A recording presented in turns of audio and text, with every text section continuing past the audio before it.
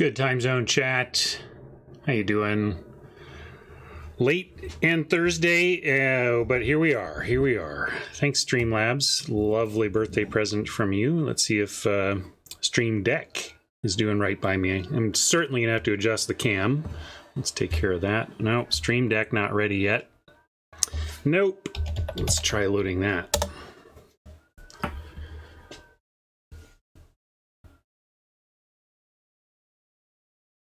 All right. Now let's see.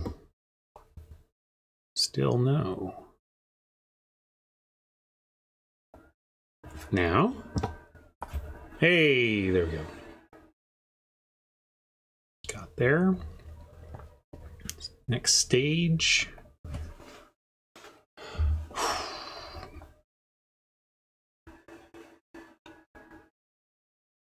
My name is Ryan Spain. I do a tech issues stream. I walk you through various tech issues in case you forgot how to solve them last time.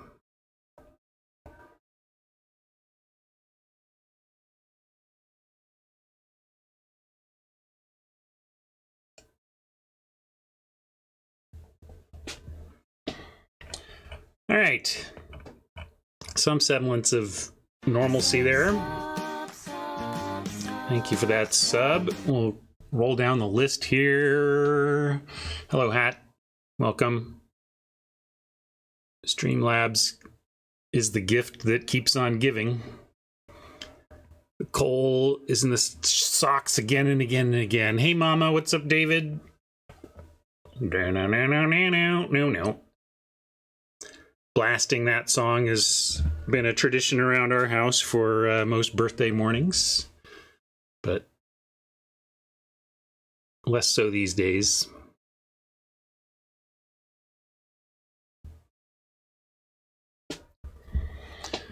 Yeah, plenty of time for the song of the day.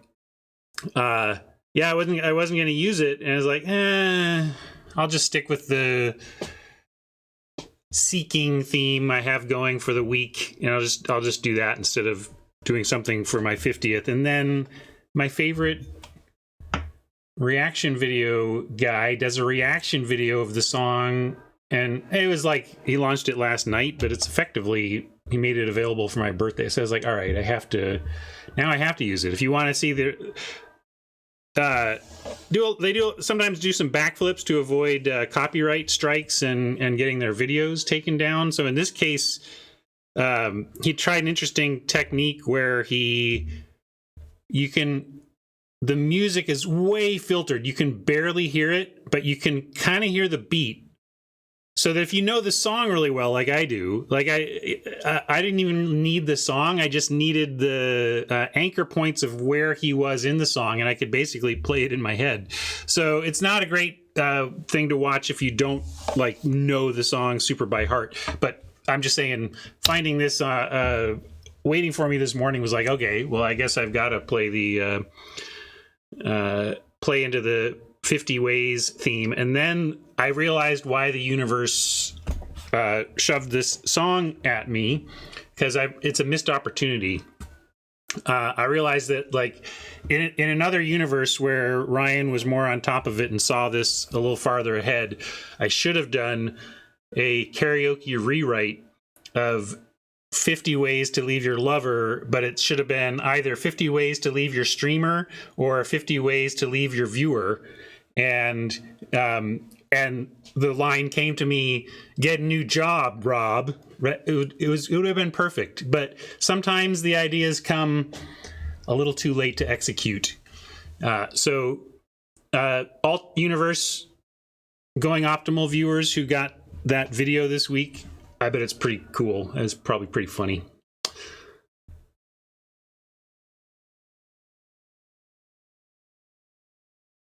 Who else we got here? Media, thank you. What's up, Tron? Appreciate it.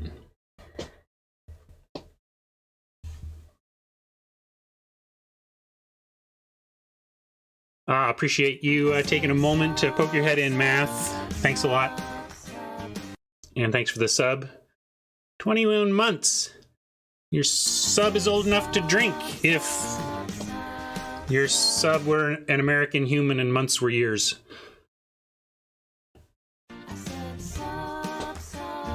Hey, Rob, welcome. Subs rolling in. Someone doling out some gift subs. Generally, when I haven't scrolled down yet, but when subs like this roll in, somebody is making it rain for others, which I really appreciate. Thank you. I'll thank you directly when I get down there.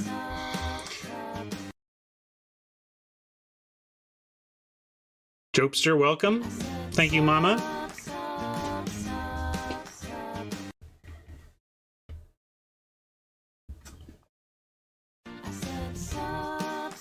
Golden Years would be a fine 50th birthday song. Hey, Dee, thank you so much. I mean, Paul's my all-time favorite. That's the thing. Oh, here's the kind of thing I think about. You only get artists. You only get to listen for the rest of your life to artists that start with one letter of the alphabet. What letter do you choose? And I'm willing to let you. This is a benevolent, benevolent evil. It's going to restrict some of your music, but you can game it a little bit. You don't get to choose T and get every band that starts with the. We're going to alphabetize the bands accordingly. Beatles are a B band, but I'll let you do things like you can, if you want, you could get P, M, or B and get the Beatles, because you get Paul McCartney, and you can be flexible. You can game it a little bit, and with a little bit of gaming, oh my god, it's so obvious for me that P is where it's at. Especially if you let me say that P gives me Paul McCartney, that gives me all of his projects. That's depends on how you want to stretch it, but even just the list for me at P, if I get all the Pauls, if I get Paul Simon, Paul McCartney, The Police, Prince, Fish, the list goes on. Like Public Enemy. Like the P for me is just loaded. It's so loaded. So P is my choice for single letter music if I had to choose. That's what I'm saying, Tron. I'm gonna let you game it. I'm taking away so much of your music. You do get to game it a little, and it makes it more interesting to try and find the right letter. When you realize, oh, well, if J and L give me the Beatles as well because of John Lennon, maybe my letter is J. I'm letting you game it.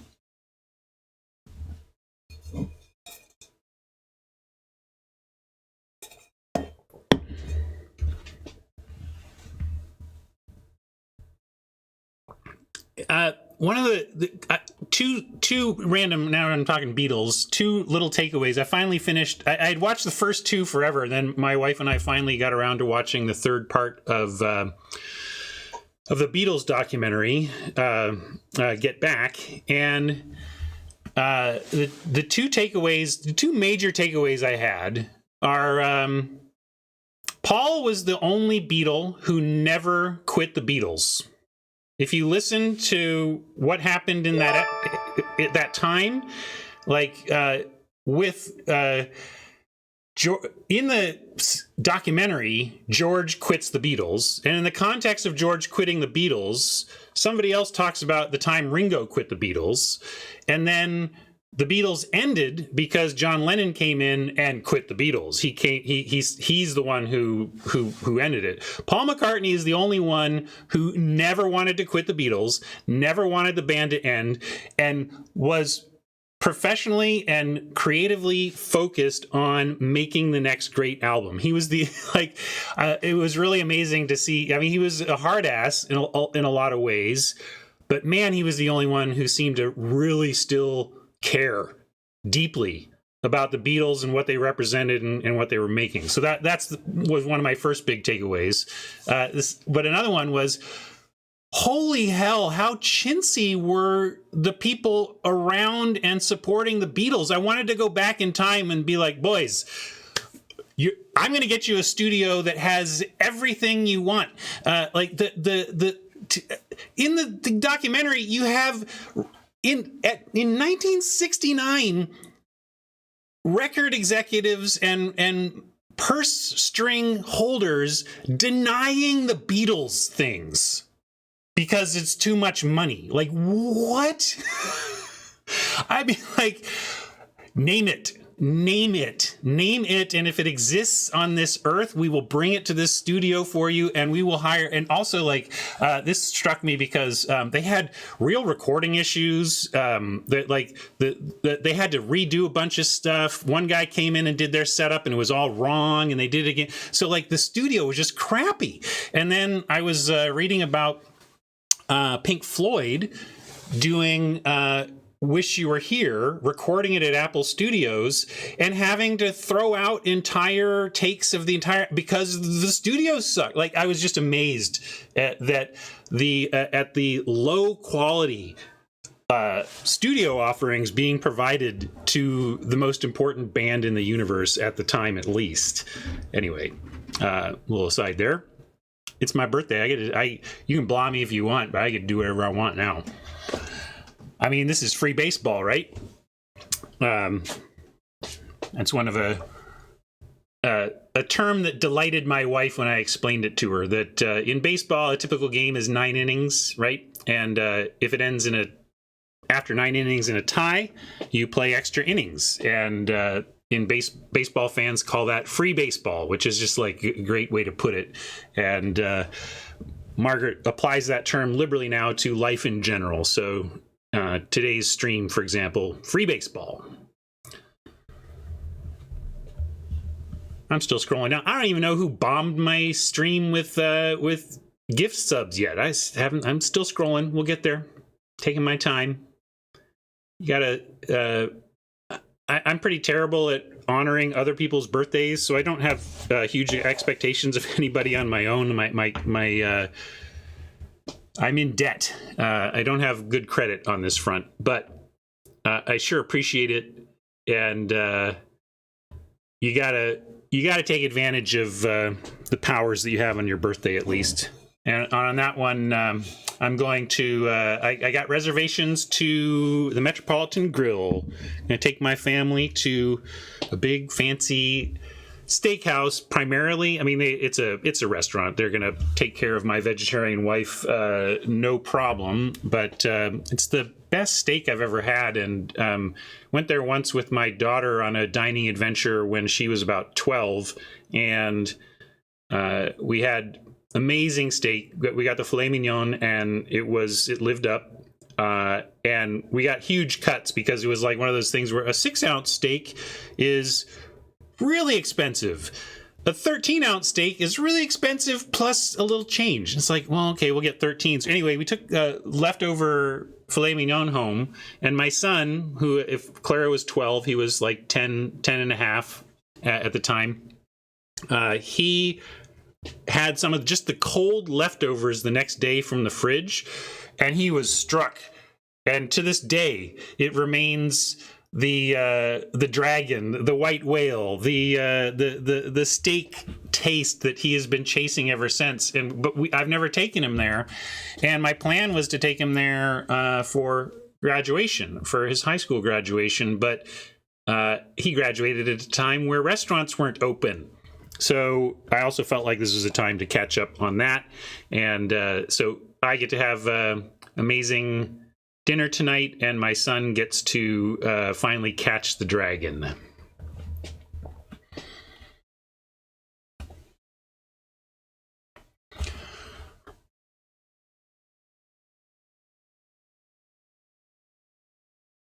What's up, Cardlinger? Oh, I was lucky then. I guess maybe that was a silver lining of my restarting and updating this morning. If I got out of the way of Wizards talking about new Capenna. Capenna? I see Capenna, but I don't know. Capenna. I guess I'll learn it and try to get it right. It's got an Italian feel to it. But I don't speak Italian, so.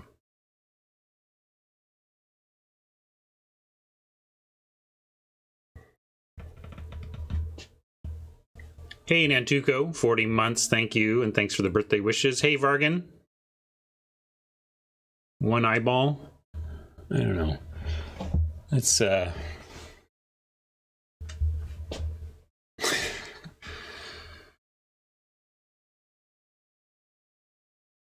I might have already missed Pablo if you've left. Sorry, but if you're still here, thank you for the wishes. Thanks for poking your head in.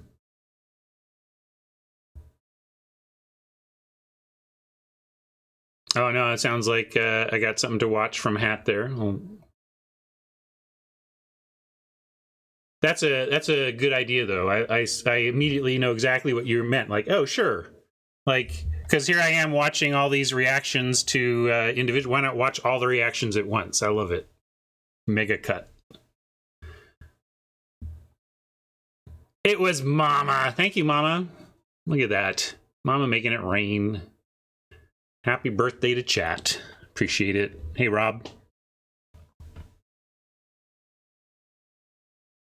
No, I have a couple that the idea for the 50 ways just came to me this morning, really. The one that I've actually put work into but never finished, and I don't someday, maybe when we finally, I'll make it a goal when we have GoingOptimal Con, when there's some sort of magic fest in Seattle that we can have a hangout at. I'll try to target finishing my Gambler rewrite for that. That one started with the line I can see you're out of Jace's. Was where I started with that one.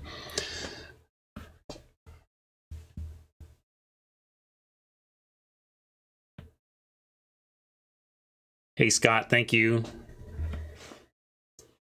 R is a good choice. I like that, Cardlinger.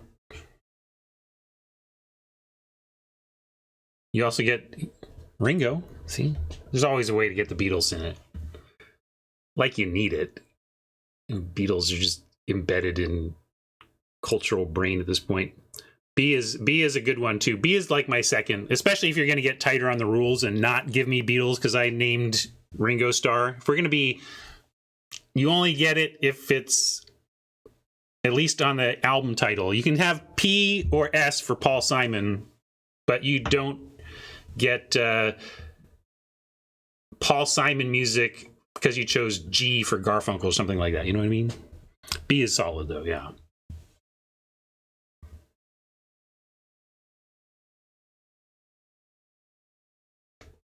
That's another interesting one you could do though, Tron.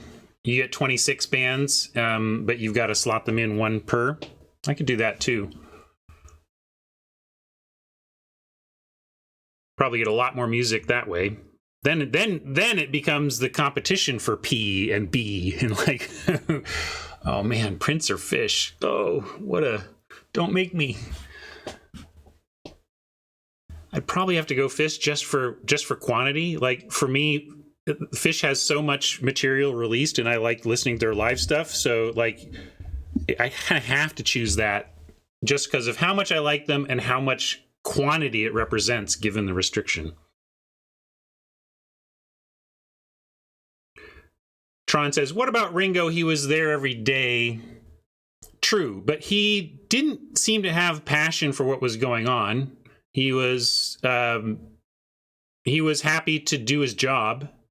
That's not fair the whole time. Like one of my favorite moments of the whole trilogy, you might say, was Ringo and George working out one of Ringo's songs. I forget which song they were working out, but it was really cool to see those two working hard on a song that had nothing to do with Lennon McCartney, you know? So I'm not saying it was nothing, but it just tonally overall, it was clear that the passion was with Paul. And the dedication and the desire to keep it rolling was with Paul.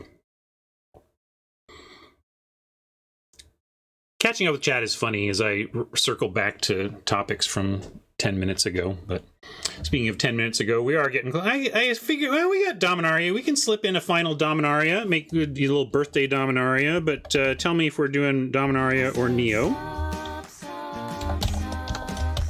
and we're close to getting going on actual drafting here. Thank you, Kyle. Yeah, see, like Hat had the exact same comment. I didn't read Hat's comment on Ringo's studio musician vibe, but exactly, right? It's not that he was a negative element, but he would just seem like there to do the thing. The change, I think the third great takeaway from the Beatles documentary was how important Billy Preston was to any of that music really existing. We probably owe Abbey Road's existence to Billy Preston. Abbey Road was released first, but it was recorded after the documentary. And I think they might have just fallen apart right then and there trying to record Let It Be, what would become Let It Be, if Preston hadn't stepped in and gelled them. And it was really interesting. If you're going to, it was really interesting to hear John too, like that if the Beatles had continued, maybe they would have offered Preston a permanent spot in the band, although they did record Abbey Road after, and he didn't really do anything on that. So anyway, Billy Preston, wow.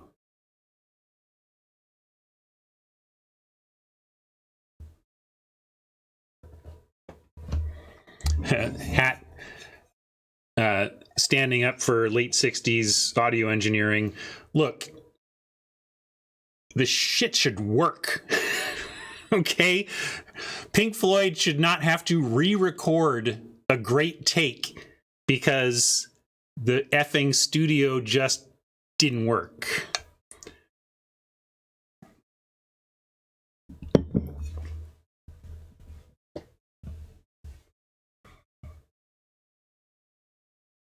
Rob would like me to get on with it.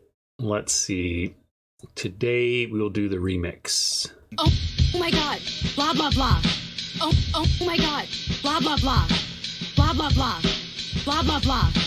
Oh my God. Operation blah, blah, blah.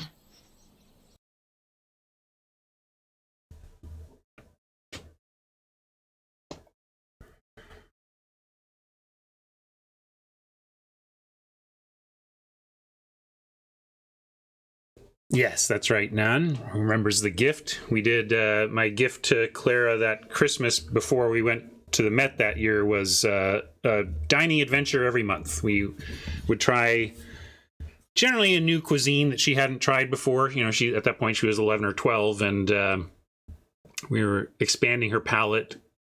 We did all sorts of cool stuff. There's a great Ethiopian place in North Seattle that we went to. She'd never had Ethiopian before, that kind of thing. Dionysus, my meat consumption is very minor, actually. Like tonight, going out and getting a steak is like, it's my 50th birthday. I'm having a special occasion steak, but honestly, I really don't eat much meat. I don't buy much meat and bring it in the house anymore. I tend to order meat when I go out to restaurants. But I don't think meat consumption has to be so binary. Are you vegetarian or are you not? You can be aware that meat is a costly thing to consume on a lot of levels, and to do so thoughtfully and cut back if you can, which is what I've done.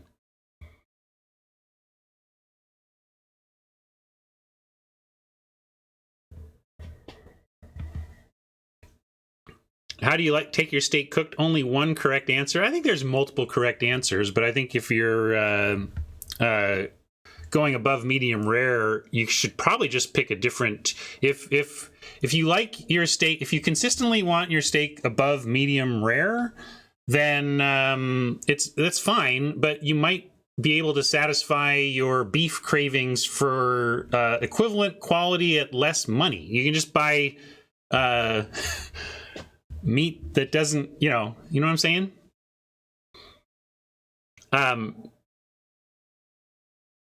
But and that's what I mean. Like the only correct answer is whatever you want. If you've paid for that beef, blacken it if you want. I'm just saying, if you're looking to nail the optimal spot between flavor profile and cost efficiency, overcooking an expensive steak is just is not going optimal, shall we say. It's fine if you like your meat well done, but just reconsider your cut in that case.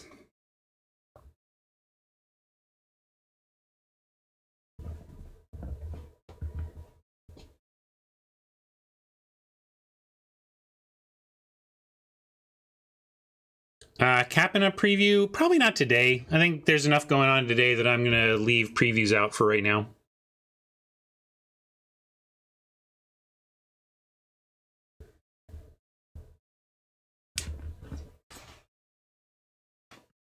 In fact, yeah, if it's not, I'll just reject anybody and give your money back if you do that. But I don't think I want to do that right now.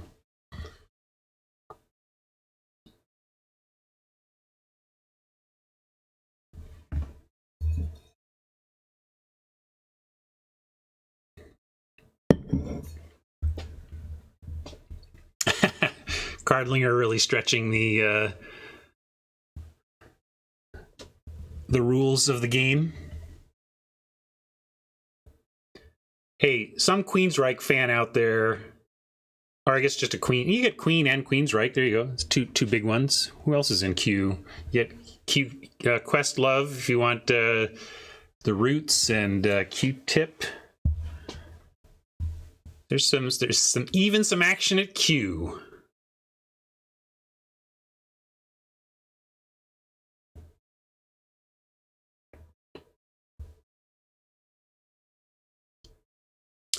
A lot of people don't actually hit medium rare when they're cooking at home. They always over undershoot. Exactly, which is why sous vide changed my life. I don't like cooking meat without sous videing it anymore.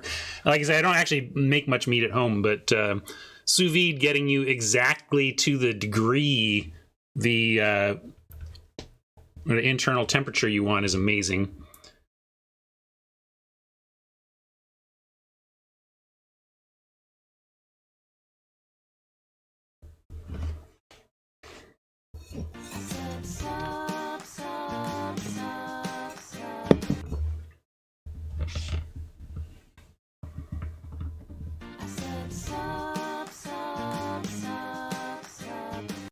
There you go.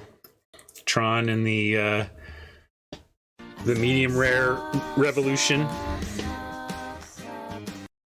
More subs. Who's doing that? 10 Nantuko, thank you. Mayonnaise is spicy topping.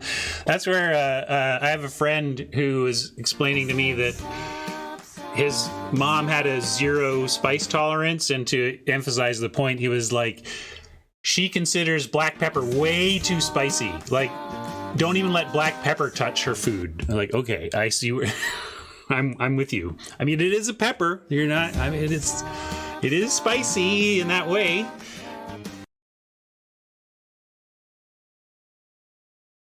Thank you so much for those subs. You enjoy those, folks.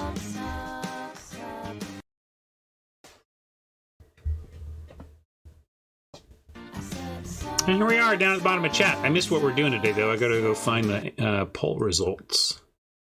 Dominaria, no big shock.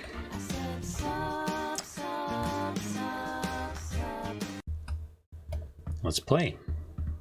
You can see how we did yesterday. We did win that final game to go 7-2 in that one. Let's see where we land today.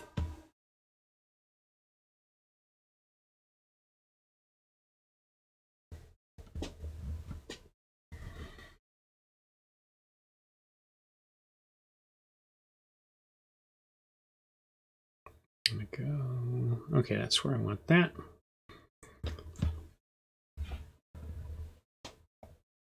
Get into draft view and get going. Get a little audio.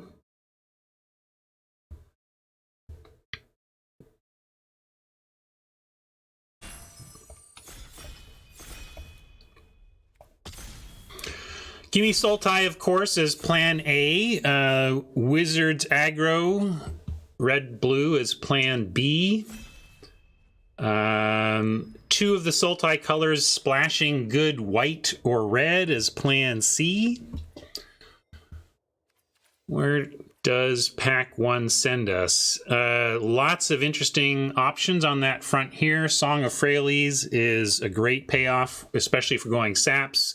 Grand Warlord Rada, solid, but really we can think of this as like almost uncommon level power. It's not, and it's gold. I don't think we're going to start with the Warlord given what else is going on here. We've got powerful single color options. Sarah's Wings is the kind of white card that I'm looking to splash. I'm never really looking to be main white, but there's enough splashable stuff that you can absolutely do that. Fire Fist Adept is a great payoff for Wizards, but maybe we don't want to start there. I think Song or Blink actually is kind of where I want to start. I mean, you just make a deck that's endless blinks, and it kind of gets there. Song, if we could wheel Sap Herd, would be excellent, and Saps are fun. I think I'm going to go Song. It's close. You could take any of those 4 I was looking at, not the rare, but any of the other ones, and I wouldn't blame you if that was your preference in the format or even just how you were feeling that day. You know, that's allowed with drafting. It's hard to say. We got Saps pretty wide open yesterday, right? Was it or was it maybe it was Monday or Friday or something? But anyway, we definitely had some open Saps. Here I'm going to take Vicious Offering. If we do end up green-black Saps, it's excellent in that as you get pretty free opportunities to -5/-5 for 2 mana. But even if we don't play both, if we end up offering is one of those cards that can take down a giant when you are desperate to do that, but it keeps you from being run over by good aggro, which there is in the format at the early stages. Here we could take an elf that plays into what we have already, but Blink is too good to me to pass here. If we find more fixing, Song is fixing. If we get a mid-late pack 1 grow from the ashes, for example, we could end up playing 3 colors or more. But I'm just going to take best cards here, especially when they are in the Sultai lane that is my preference.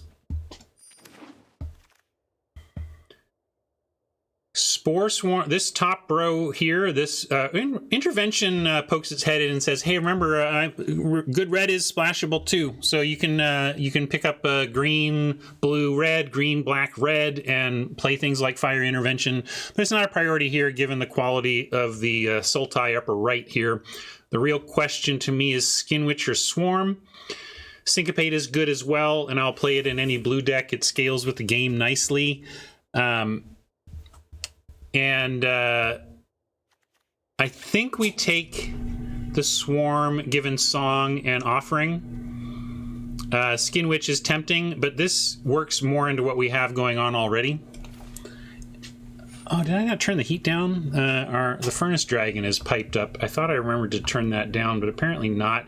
I could take Dark Bargain. I don't like Animus. It just has all sorts of problems. But again, the best card here is easily the Sphinx.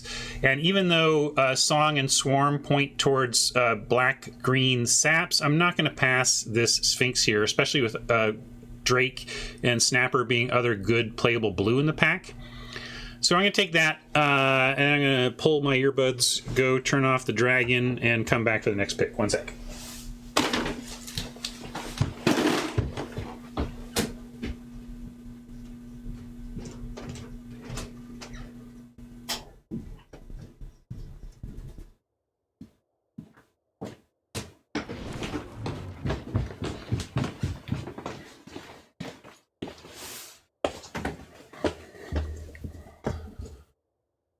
Okay, Divination jumps out here. Jousting Lance is playable if we're sapping it up. But I like the table telling me that blue is kind of open here with a pick 5 Sphinx and a pick 6 Divination. Divination is quite good in this format. We're used to better these days, frankly. 3 mana sorcery speed, draw 2, plain, no, nothing else is a little bit below the curve, kind of like C-. But around here, when you're trying to recur value and win the attrition game in a long game, it's invaluable. Like, they're just so great. So we're going to do that.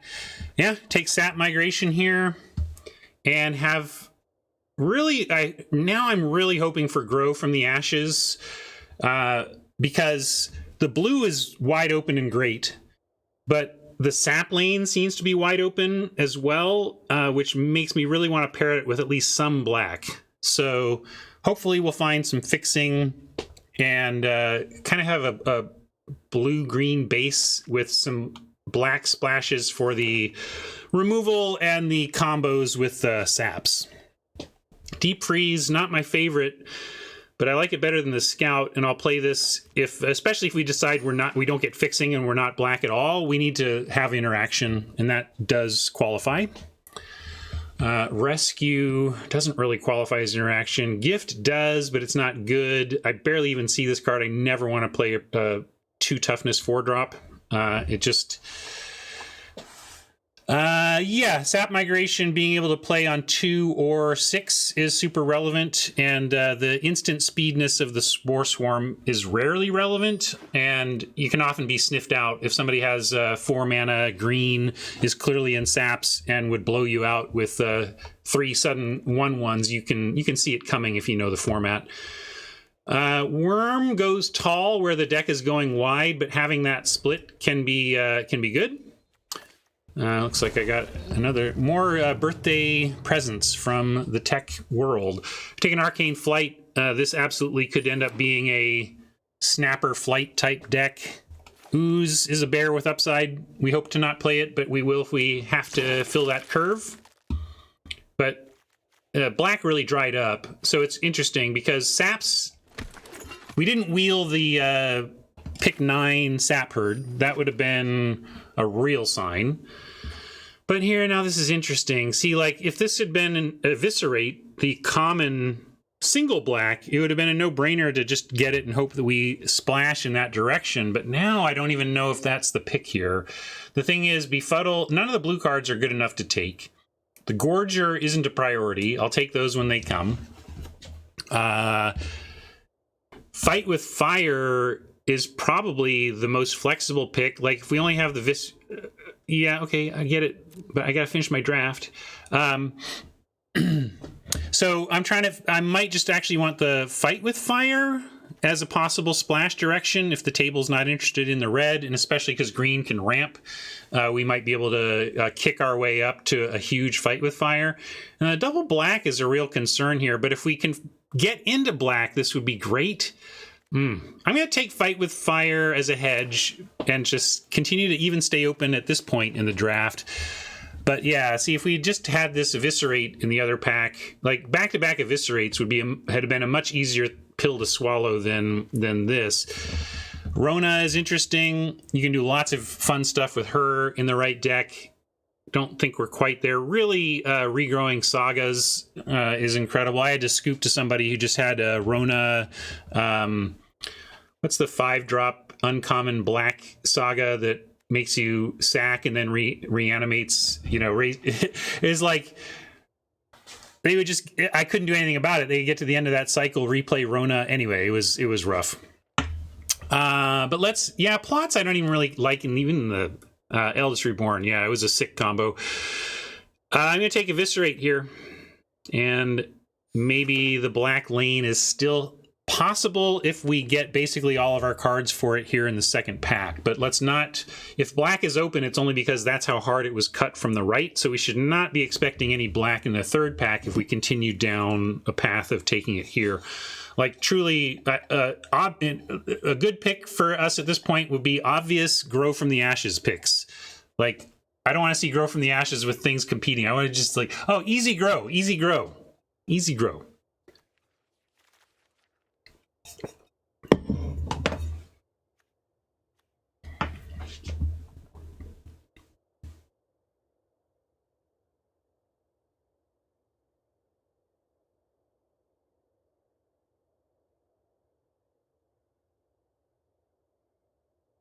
Shows a hat. What do you mean?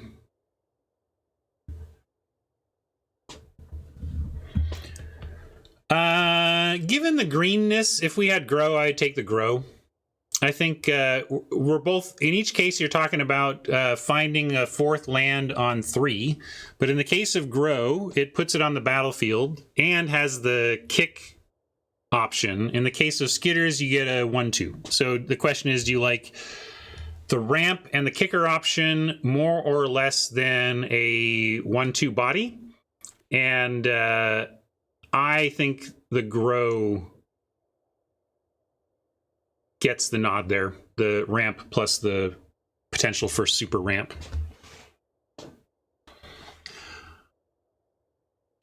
Is it broken? I know they were trying to get me to restart. I'm gonna quit this. Something's up here. Maybe we'll be getting our money back. We'll see. If I miss any picks here, they gotta pay me back for that, because that's a key pick that I am missing out on.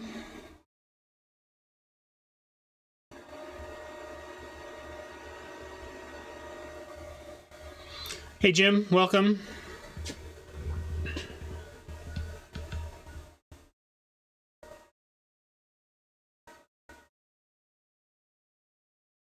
Oh yeah, we're updating. You can hear my poor PC that I got 3 years ago when my old PC crashed trying to become a streamer. And now it feels like this one's on the edge of collapse too.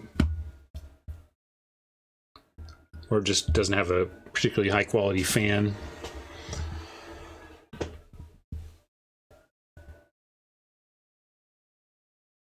Updates from everybody. The tech world just shoving updates. Oh yeah, I don't think I mentioned it, but like upon restarting to I update Streamlabs insists that I update a driver. Update the driver and restart, and Windows wants me to upgrade to Windows 11, which I keep putting off because it's like, not now, Windows. It's not that I won't. I don't care. Like, I'll do it. I just, like, not now. Then it's like, hey, Ryan, how about Windows 11 right now when you're 10 minutes late to being on air? How about it? No, Windows, not now. No.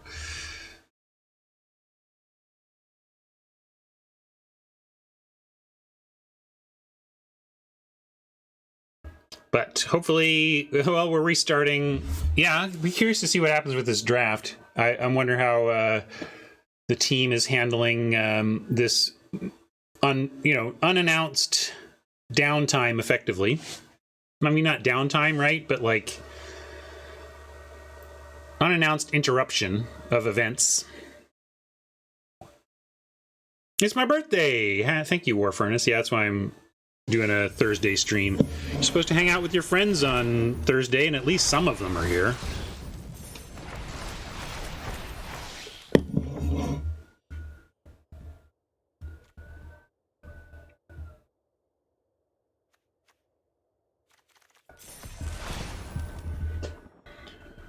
So they just give you copies of the alchemy version if you have copies of the other version? Okay, what's going on here? Oh, good. Well, we're in pack 3 now. Thanks. What do we even got? I should probably just draft rares and then drop and report this and then start again. Oh, do we get a slime foot? Oh, then I'm playing. All right, we're good. Never mind, we're good.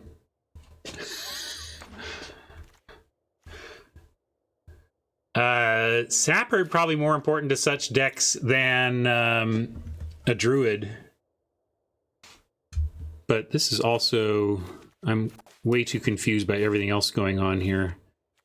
Let's get rid of the ridiculously bad things.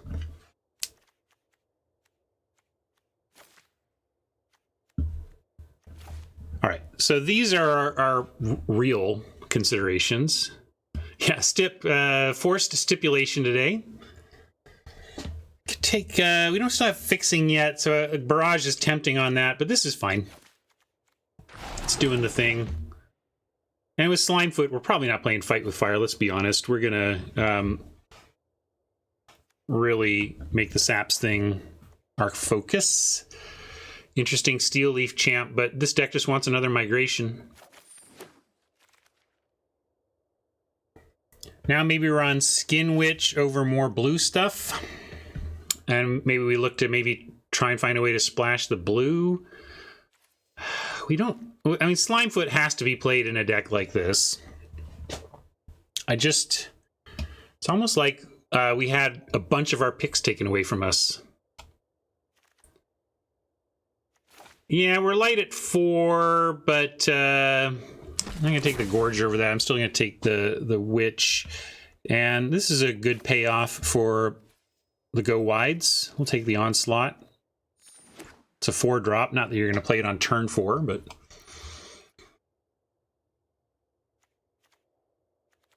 I guess we'll try and make a go of this, but yeah, it's a little rough. Low on playables and no fixing. I might just toss this back and rebuy. Hey, Chill Fox, thanks for hanging.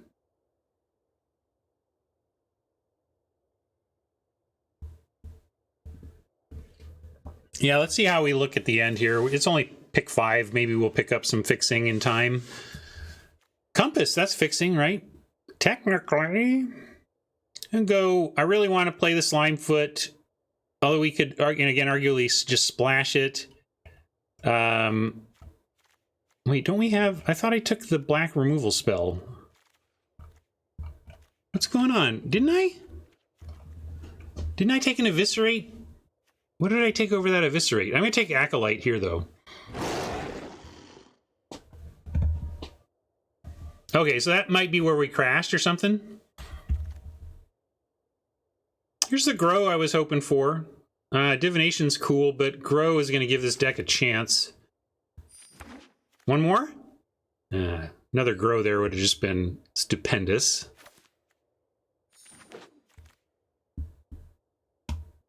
As it is, we'll take some filler and try to make something of this. Druid comes around. That doesn't suck when you're trying to power out 6 mana sap makers.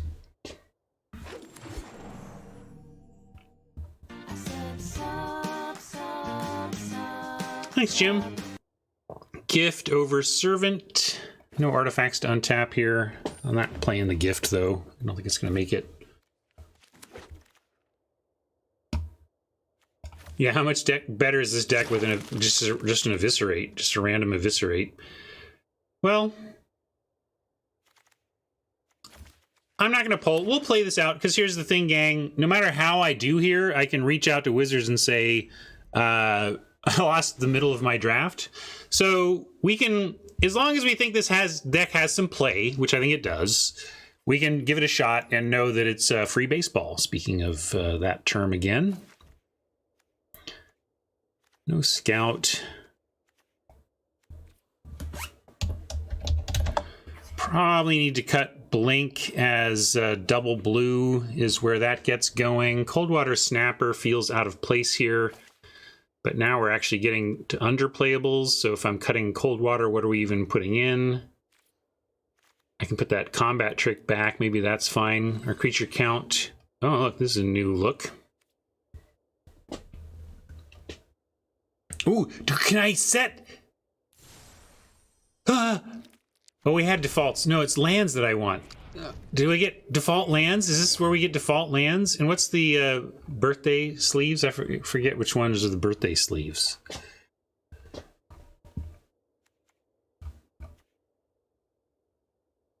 Yeah, Coldwater Snapper's okay. It's always fine if you can cast it, and it's a 6 mana, so we could splash it. It's just not the type of thing you're like really looking to splash.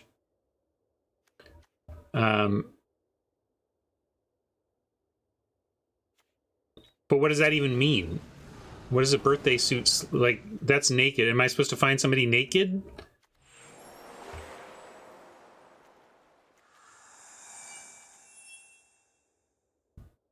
Oh, no sleeves. I got you. Like, so this. Sure. Except I don't want that default. This is our default. And this is what we are. No? There. I get the joke now. Thank you. Back to this. 11-11. We actually don't have that many creatures. But, you know, there was a time where I was building a deck. Okay, here it is.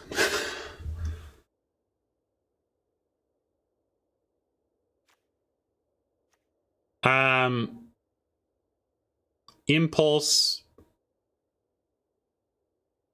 wouldn't be the worst here, but it'd be pretty bad with 11 creatures. Yeah, maybe it is just the Snapper. Or we risk a blink. Rona isn't even that good, but we can get the song back. We can do some, we can get Slimefoot back if they kill Slimefoot. So we'll keep it. We didn't get any other raised dead effects, so it's something. This deck is not great, but it's got a couple of tools that could win us some games, and we'll give it a try. And I think we just go with this with a mana adjustment.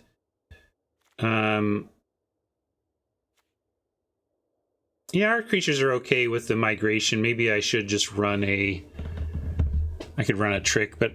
Because, like, the migrations represent creatures, so we're really at, like, 15 spells that produce creatures. Meaning that combat tricks would be a little more reliable than I was fearing. But over what? I mean, we've got Wild Onslaught, which is kind of doing that job, and Fungal Infection. Oh, look at these 3 Grizzly Bear deck. Oof. Not what you want in the format, but beggars, choosers, so on. I think that's right. We have self-mill. I always want to protect against accidentally milling one of our outs to grow to our splash. Song helps as well. So it's kind of like a 4-card blue access, which is a little light, honestly, again. But this is a botched draft, so we're going to say, hey, at least we got something workable here. Hey, Lotus. And more. I got more Lotus, because I wished for 0, and yet somehow find myself Goldilocks. Dom is still a favorite format. I really like it. It feels comfortable and familiar. But it's like, as I've been talking about all week, I acknowledge its flaws. This is not a perfect format. There's a lot wrong with it, a lot that could be improved. But it gets a lot right, and the main thing it gets right is that gameplay tends to be pretty fun. And that's ultimately what it's all about. So, and I think it's an important set that taught Wizards a lot about limited in the modern era, and they've reacted accordingly. And I think sets have gotten better. Here we have the problem of the blue splash. 2 blue cards in hand, no blue mana, 4 possible ways to draw access to it. Is the possibility, you know, have we mulliganed to 5 already, or are we going to find the blue mana to make this hand fine? Well, we're 1 land away from a swarm on 4, and we've got a 2, so I'm going to keep, and we're on the draw. But this is the kind of hand I think we have to keep with this deck and cross fingers, but we understand that this is also one of the reasons that this deck is not very good, is that we are kind of priced into keeping super risky hands like this.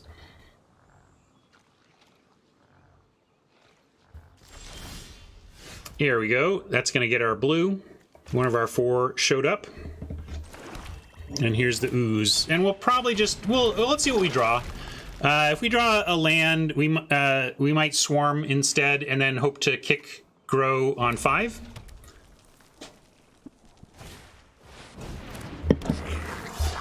Well, we're or we get an island and it changes kind of all of our options. I could now just divinate on 4. That seems, on 3.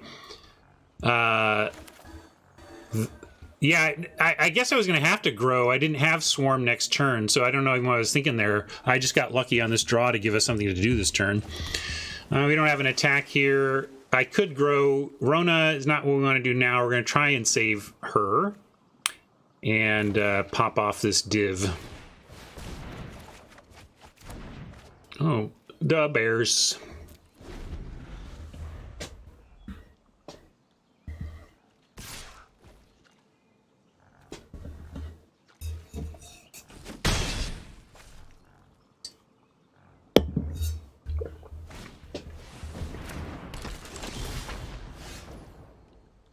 Yeah, I think this set is a real win for synergy-based design, making you find the synergies in the format to maximize, but also just it's so value-driven. It's such a puzzle of finding value that appeals to me pretty heavily as well. We've got our kicked grow guaranteed now, so we are going to pass. The only question is whether we want to drop an Evangel or threaten the Spore Swarm. We'll just swarm it up here. We're not going to block the Chronic Chain Whirler or anything, but I'm just going to maximize the mana here. And when we do grow, we get untapped lands, so we can pick a black land and probably another forest, and then actually play the Evangel as well. Any reason to Spore Swarm and block? Yeah, since they're doing this, they probably don't expect the Chronicler to be blocked by Ooze plus 1 Sap token, so I'm going to do it, make them have something. But I'm not going to overblock here. Well, I guess I could overblock. They're only showing 1 right now, so let's just do this. Show me what you got, Oppo. I don't think you were expecting this.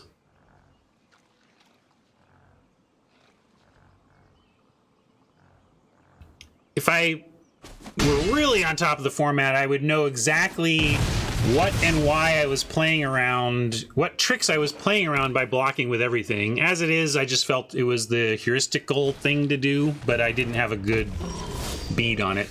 Yeah, exactly. Like, run amok blows me out, right? I wasn't really thinking on those terms, but I went for it, made him have it, and knew at least our worst case, we lose an Ooze and all 3 of our tokens for 1 of their cards. So like our worst case was a 2-for-1, which we never want to just accept, but it wasn't, even then, would be at least a recoverable position. Oh yeah, you need to be getting, this is like a turn 7 play, and you need to be playing sagas that die. You know, like Rona is really nice in the right shells and the right synergies, but here it's just kind of a whatever. But if you're not getting ETB Exile as an important historic spell, you're not really doing the thing. All right, back to this. Kick it. Can I kick it? Yes, you can. Can I kick it? Yes, you can. I guess I'll do the island so we have the potential to 2-spell on blue. You like freeze plus 2/2? I like kicking when I can. I guess we're at 13. We could take a double strike hit, but if they get double strike, we'll block with a sap. We'll just jump it. If they get menace, okay, you got 4. Worm coming up says maybe we don't even need to freeze it. We just see if Worm does the trick.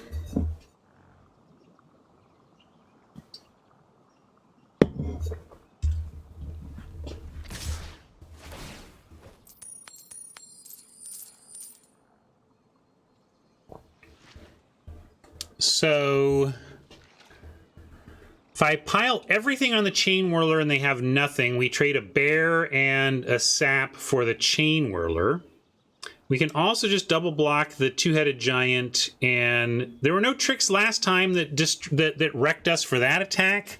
So I'm inclined to try for the Whirler here and then go Worm or Freeze for the big boy. I'm going to do that based on Oppo not having any blowout play for our last gang block. Mike would try for giant. I just figured, I guess the same would apply for either one. Part of my reasoning was that if this works, it's a sap and a bear for a full card, and then we can use this bear for other things. Whereas if we take out the giant, we're losing our 2 bears. So I like the idea of having this 2/2 behind. That was part of that.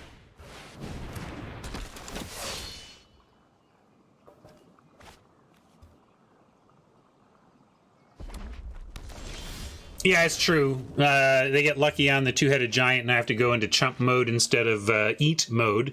But they have to risk it. They haven't shown the tools to do anything about it. We have 8 now, so we could also go Windgrace Rona, and we might find something. We might with Windgrace, spin something we can get with Rona. And then, or we can go Windgrace and just deep freeze the giant, and then have Acolyte or Evangel Sap to block the Raider. I kind of like that. Let's Windgrace and see what's up, and then decide what to do from there. Because the life doesn't suck either. Hey, we did it. So Slimefoot is exactly what we want for Rona, but I like waiting until next turn where we can Rona, Slimefoot, and cast the Slimefoot. So let's go ahead and deep freeze the giant.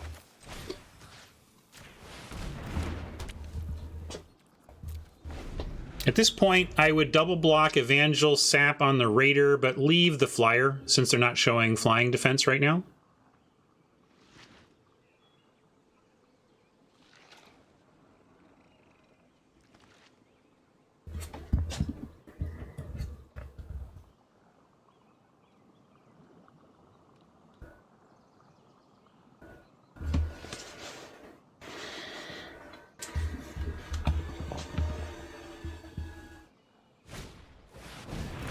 Hey, happy birthday to me.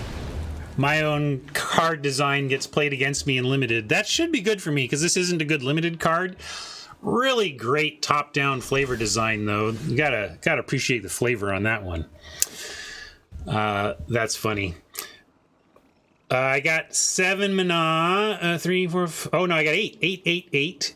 We were talking about Rona into Slime, and now we have Fungal to back that up too. Yeah, this is my design. I was on the Dominaria design team for a cup of coffee, just long enough to give some couple weeks of input and drop this design on them.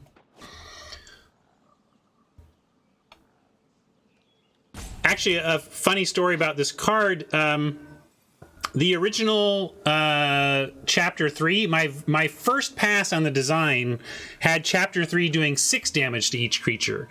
But that was a bad, that design needed tweaking because it was too hard to live the dream of my stuff is big enough to live, your stuff isn't. So we brought it down to 3 so that you could try to get 4 toughness, and your stuff lives in there and theirs doesn't, which is much easier than trying to get to 7 toughness or whatever, right?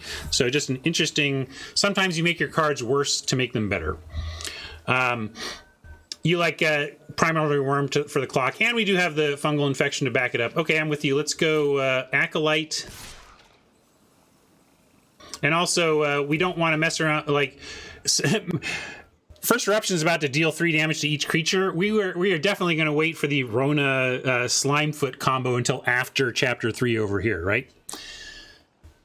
It might not be a very good limited card, but I do know what it says. That would be an embarrassing one to misread. Let's see what they can do with the 2 mana. Volcano is rumbling.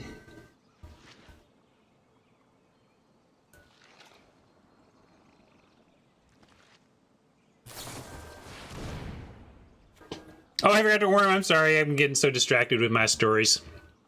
That was dumb. But there you go. Welcome to streaming.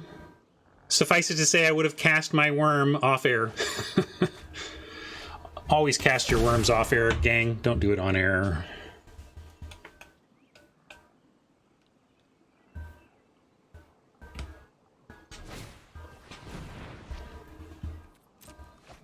They have no idea what I'm up to with all this mana and 3 cards and no play.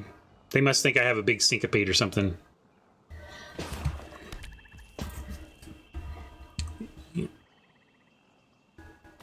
Cast your worms in your OnlyFans. Oh, your basic lands. Yeah. Well, I need basic lands for Tron. And, oh, I did, but then it switched back. You saw me. I said that's... I tried. I think anybody who saw it saw that I earnestly tried to have this... We'll adjust both of that after this game.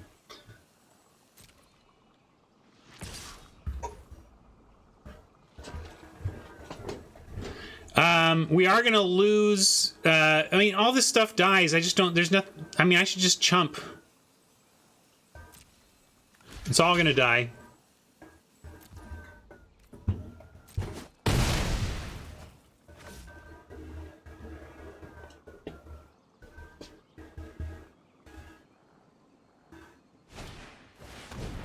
Interesting choice from Oppo with the eruption about to go off. I mean, you have the technology, you know when the mountain's going to blow.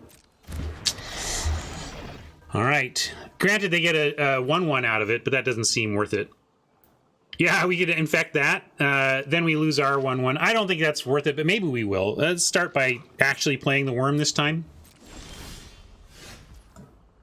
That's true. Then maybe they'll just not do that. But let's see. Then we have a nice fungal infection play on the Thallid at least, and the worm's just huge anyway. Worm survives it all. Let's do that. Actually, I snap played that land. If I could go back, I would actually return. I would not play that land. You got to play the Skin Witch game in this environment. I totally deserve to get these Skin Witched away now. If so, that's just my own fault for hastily playing the land. If you've got a key card like Rona getting back Slimefoot, you want to protect it from Skin Witches by keeping 3 cards in hand. Anyway, let's attack with the Acolyte, though.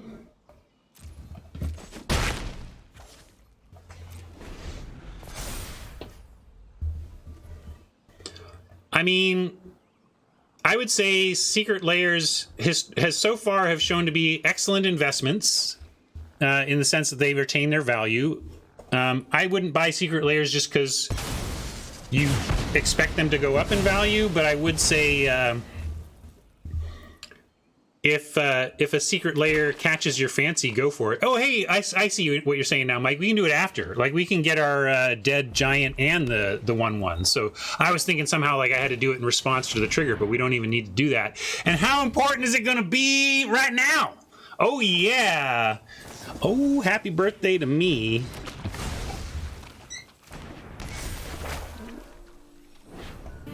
They should have said the poet.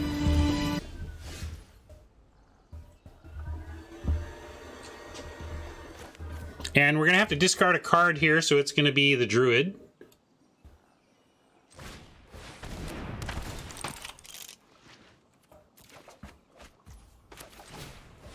Oh, I can cast it all. Look, I don't have to discard nothing. I didn't think I had the mana, but we got it all. Sweet. Discard this, Oppo.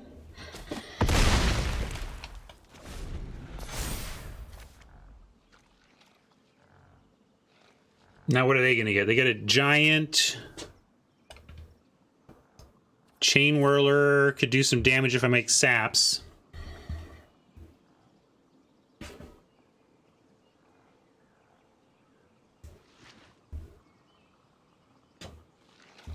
Well, elements of the chapter can be optional. So, sacrifice a mountain, you know, they could, I mean, they didn't here, but you could, there's no reason you couldn't word it as some choice.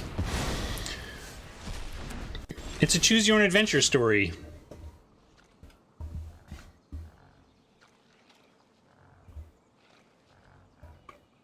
Well, what's even worth doing here? What do we want to do? Thank you, Arstall. I guess we're just attacking with these and then Fraley's out tokens for a couple turns. Actually, I'm going to attack with the Slimefoot and the Disciple, and then we'll do the math. You want to, but I should attack with it. You don't want to stop. You don't want to make saps with Slimefoot and Rona, right? Even if they help make an extra sap, they should just attack for 4 here. So I'm going to do that. And then Song, and we'll make whatever saps we can. But why are you so hung up on getting extra saps? That's what I don't understand. They're at 8. Let's get them dead, right? That felt more valuable to me than 1 more sap, but maybe with Slimefoot's Drain, I would get them dead faster with an extra sap. I don't know.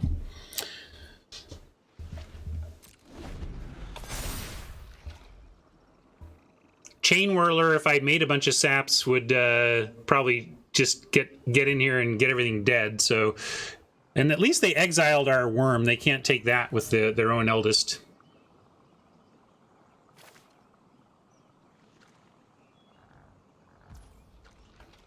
Yeah, at 8, I just feel like we're trying to get him dead even before Chapter 3, potentially. So, but this is a big game for them to bring a big creature back, so we'll see if we get there. Maybe I was just supposed to make extras. 4, 5, 6, 7, 8. But yeah, I would have had to have held both back to get an extra sap. I don't think it was worth 4. You could argue me that 2 might have been worth it, but 4 seems like it was not worth it. That's a well played, Hat. That's going to be in my head now. Now you got to go meme that, although I don't know about the value of making Dominaria memes for my stream at this point. All right, they're going to get our slime foot. We're going to get some slime out of it before that happens, though.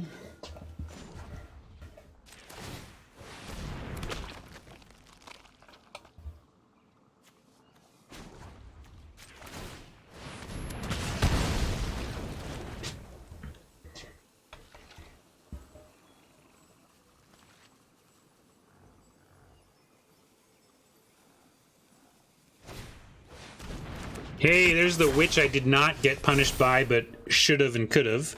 We have no attacks. We're at 12. We have Rona. I'm going to go ahead and activate Rona now and hope we hit something to cast. Everything we have in blue is splashable with 1, so we're going to leave 1 blue. And then this remaining.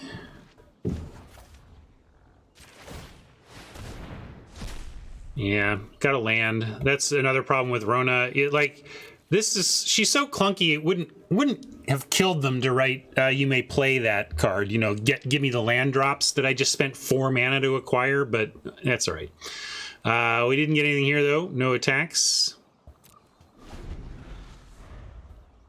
Really, just hoping to dodge 2-headed giant double striking.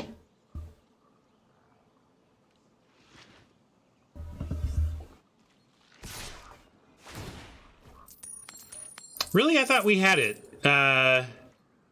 12 mana.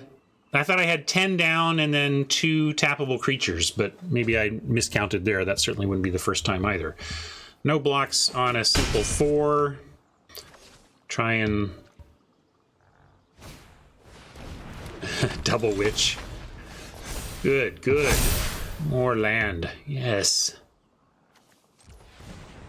Well, now I got to do... I was all excited to do Rona. I forgot we're on Chapter 3, though. So we're going to start with the no-brainer swing away, and then we'll do Rona after.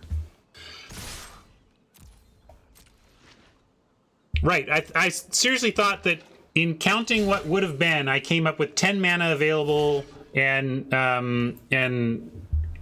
or yeah, I don't know. Whatever. That math is so long gone, I'm not even thinking about it anymore. Let's focus on this. All right, Rona, hook us up this time, please. Please, please, please.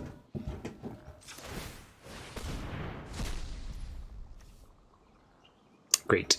Well, got those out of the way. I mean, that is the one upside of the missing on Rona is that we paid 4 to effectively scry, scry to the bottom.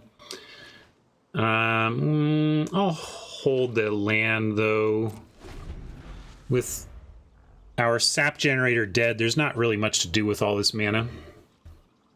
I don't think. I don't have my untapped.gg deck list thing isn't quite working. All right, well, we can snapper. See, this is going to do 1, 2, 3, 4, 5, 6, 7, 8, 9, 10, 11, 12. We can Rona and still have 6 for the snapper, so we should probably do that.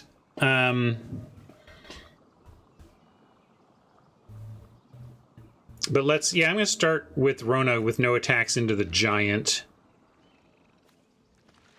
this turn. 3 for 3 on lands. Excellent, excellent.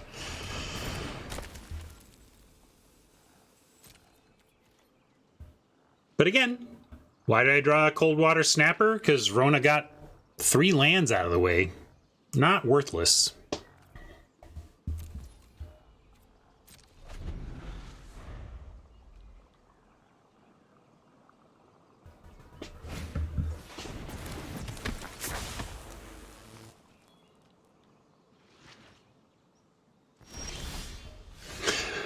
Well, now I've drawn the land, so it won't... At least Rona will find something.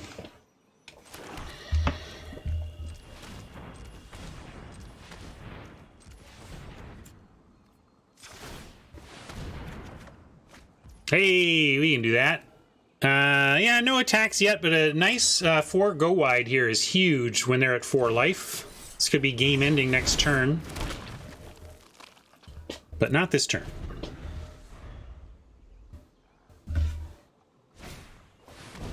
Journey Mage, not enough. 1 card I'm not scared of. They need this needs to do quite a bit. I guess if they have the instant speed, red, deal 3, 1 to all creatures, then they win.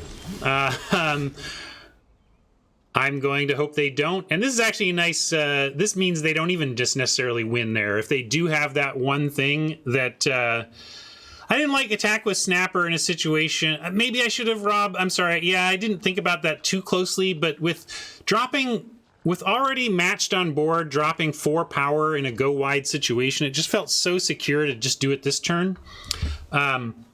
Yeah, but that's what I was saying, Mike. Like, drawing migration means that even if they do have that one thing that would wreck us, we actually have a follow-up play now. So let's see what they got.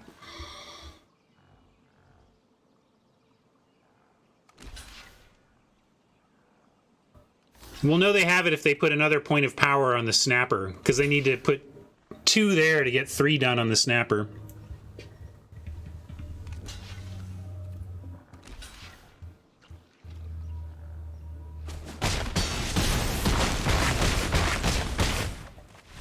The math checks out.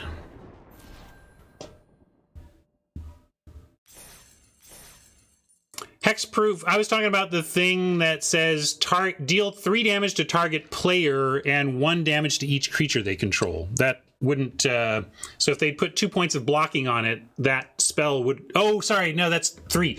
They need 4 points. Yeah. So my logic was right. My math was bad. I meant that we would know that what was up if they put 4 points of power on the Snapper.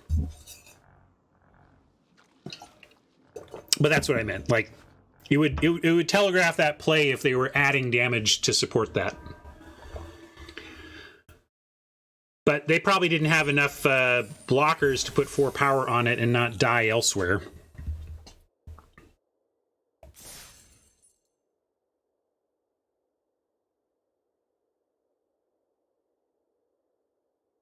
Thank you.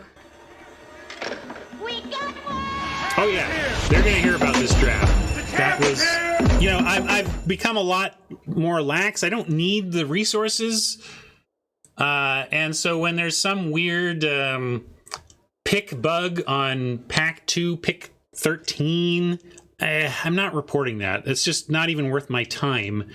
But there's something principle-based about having a big chunk of your draft lost that even if I do well in the event, I'm certainly going to let them know that that wasn't cool. And they know it wasn't cool, but it's within my right to, and they certainly weren't trying. I'm sure there was much hand-wringing and regret in having to interrupt our experience. However, they decided it was necessary, and they're certainly happy to pay the costs, which is annoyed customers saying, "What's the deal?" And then you go and make them happy. Lost most of pack 2, and at least, did we get pack 3, pick 1? I don't remember if we got pack 3, pick 1 or not. This looks nice. Migrations ahoy. Cardlinger tossing around gift subs. Thank you, Cardlinger. Appreciate very much your support.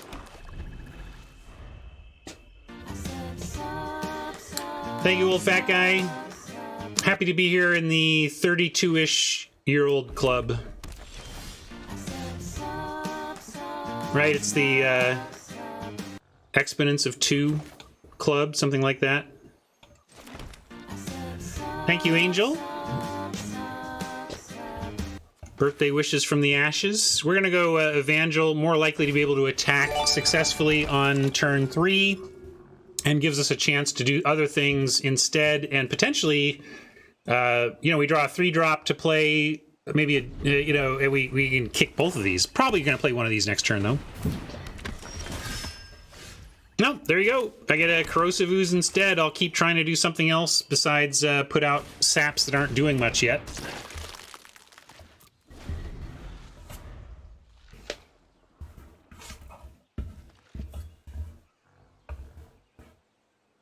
Now I've got a double block that's a 1-for-1, so I like that. And if they swing in, I think we try, although they have a combat trick, it becomes a 2-for-1. But obviously they don't. They didn't even send in. Now we have choices. Too bad we have 2 6s. These are unlikely. We might be put to the test on casting both of these before we get to 6 if there's nothing else to do. So a little bit of a bummer to spend 2 on 4 rather than waiting for 6. But the fact that we have other things to do on 6, including another migration, says we at least do 1 this turn. So I'm going to do that.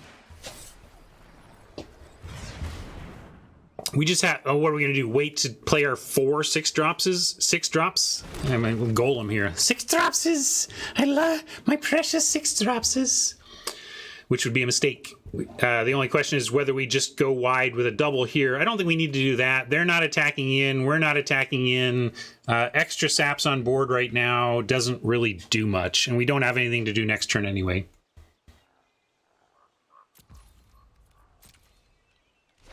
Like, what do we even want? I think I just want land. And at that point, then the question is, what do we, if we get our wish of land, and one of them has to be an island, are we still waiting on the migration?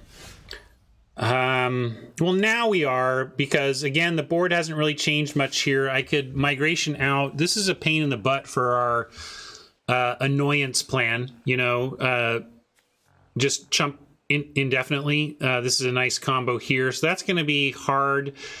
We want to get to the snapper eventually for blocking, although even that's not going to work. We're looking at 5 points of first strike here, gang. Yikes. So anyway, we're going to worry about that, but since the saps aren't great chumps, I am just going to hold. Oh yeah, hey, good point. Whose has text? It just rarely matters, right? We were calling it a grizzly bear. Maybe Oppo won't read it, but I love it. We're gonna say no attacks. Bottom line, still holding greedy on the migration. Now we can root for a land and just find us an acolyte to get up in the air, and I've never been happier to have a frickin' corrosive ooze. Thanks for the reminder to read the stinking cards.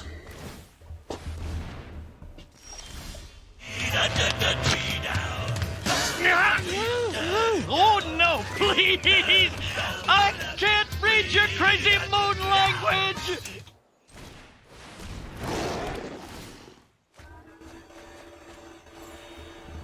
Fungal infection, 2 lands. I actually wanted the lands, but maybe they milled 2 lands to get us to the island. Funny, it means that they're really going to prioritize killing that corrosive ooze. It's holding off a really tough to stop situation over there.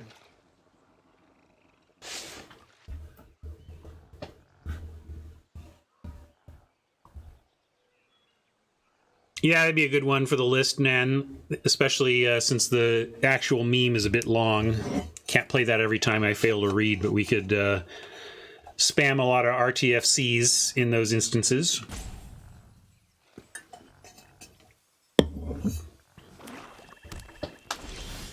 Hey, come on. Happy birthday. Thank you, Magic God. They're just listening. Almost need to cast the Snapper now just on principle alone. Although Snapper does not attack into a first striking 5-powered critter, so we're still actually going to play the Worm.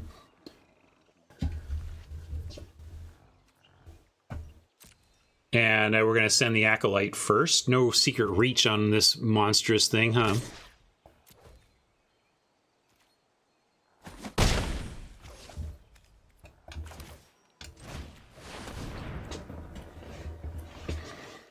Pausing from Oppo, not sure what the instant is. Could be probably a draw 4. Yeah, draw 2. I mean, the 4-mana draw 2. Just that right there.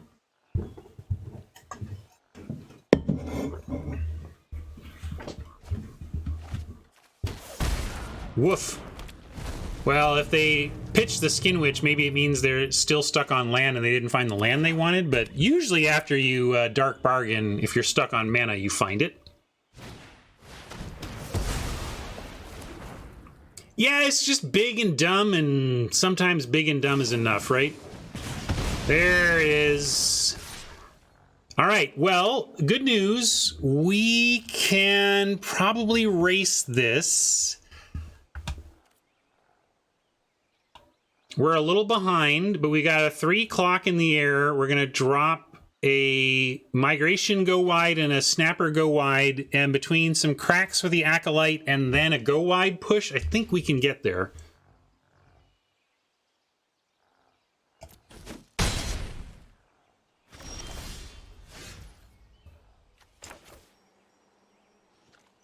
Yeah, I know. That's what I mean. Like a couple of cracks with the acolyte. Play this, get wide enough to make a final push. So like 3, 6, 9 in the air with the acolyte, plus on the 9 hit, everything else. That's kind of my plan. But we'll see what Appa with 6 cards and more to come says about my lovely little plans, right? But that's plan A. And I think we'll go Snapper here. Yeah, Onslaught would be great. In fact, given the chance of drawing Onslaught, maybe I should have just gone with Migration there.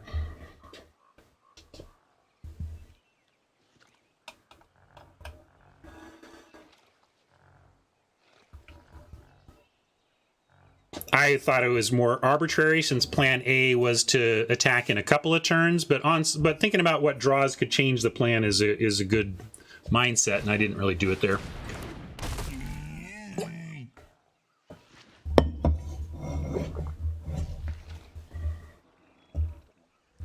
But they can't, that's the thing. That's why I was so bummed about the Forebearer's Blade. This hefty feller now has Vigilance, Trample, and First Strike. Heck, if a white creature, something white comes down, it's going to be a 6/2.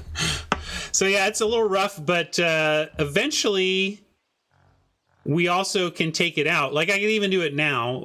If we wanted to go Snapper and pile everything on, we could probably get the Knight of Malice, and then at least the First Strike is gone.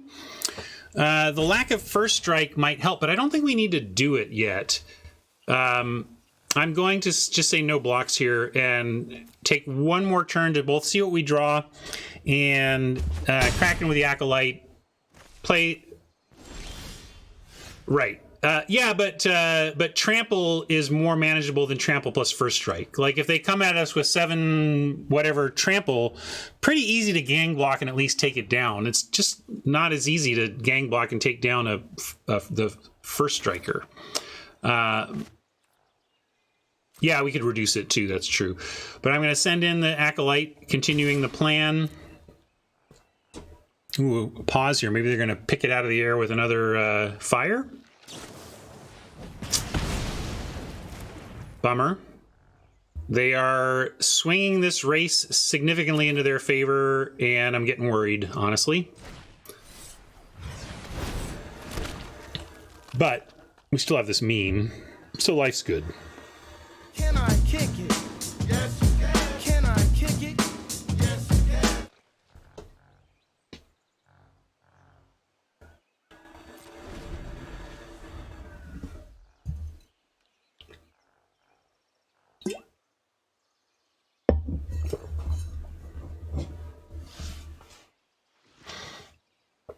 Yeah, let's see. We need some removal of our own.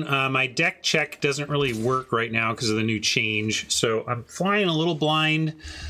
Given that they took our air racer out, I think we need to pile on. So I'm going to try it this time and hope they're out. But I'm just putting everything on, like, just literally. And they get their choice of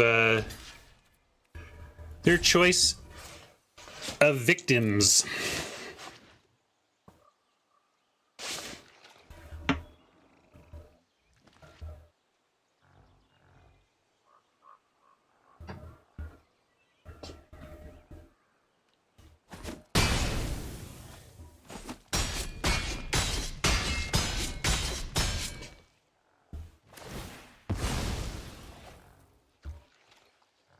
All right, that's what we thought would happen. But as I said, that's way more manageable than what we were looking at before. Oh, you're gonna give it first strike. Oh, lovely. Well,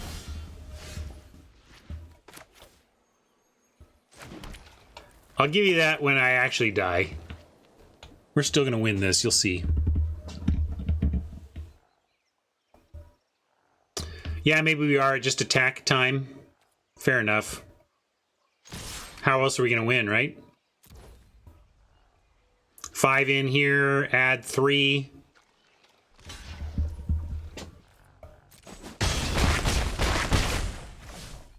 I see. I'm going to do this now. I could do it in response to the second chapter, but since I just don't want to screw it up.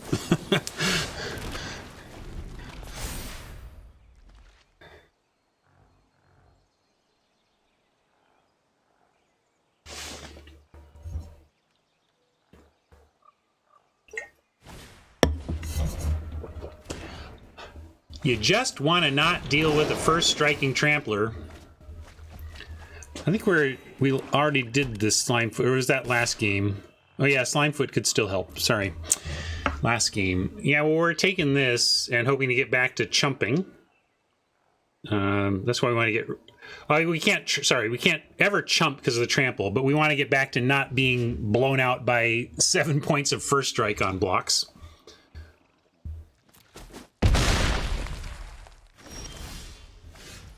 Skin Witch is pretty funny here. We get a couple of theirs. It's not ideal, though. Attacking now doesn't make much sense. We can get them to 4. Maybe it does. We get them to 4, but then they're about to get something back here, including possibly the Knight. But let's see what they get back. Probably Windgrace. They get their flyer back, I think.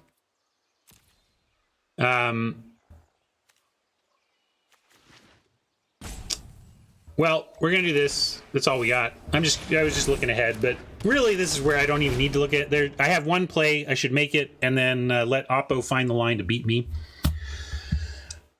If this were a Pro Tour level, you want to figure out how your Oppo is going to beat you to give yourself the best chance to play around that. But in this case, we're so slim to none that we're just going to play what we can and see what they do. But they're only attacking with one. I mean, this doesn't get haste. Are we just dead? I don't understand. Oh, equip. Well, let's see if they equip. I forgot.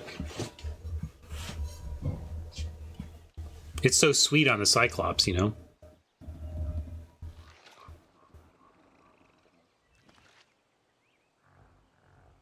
They haven't done it yet, but maybe they're sitting there spamming the good game emote. You never know.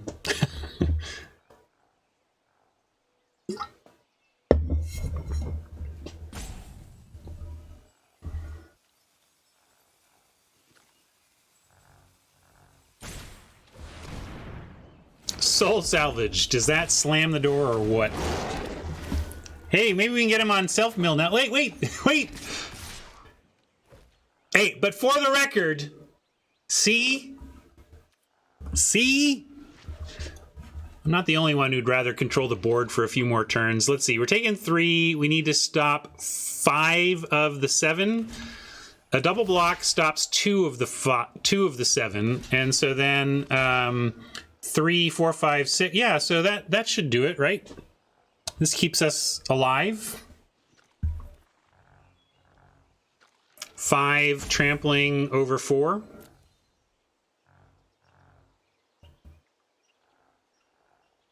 I guess maybe I was supposed to pile on, but somehow I was trying to feel like if I keep some saps, maybe we can crack back. They're at 16, though. We're still dead. I just think it's funny they didn't go for the win. Yeah, I could have just put 2 more on, but gang, it doesn't matter. We're obviously quite dead. I don't think there's a draw in the deck that saves us. It's been more just interesting to note that Oppo didn't see the switch either. So now we're dead.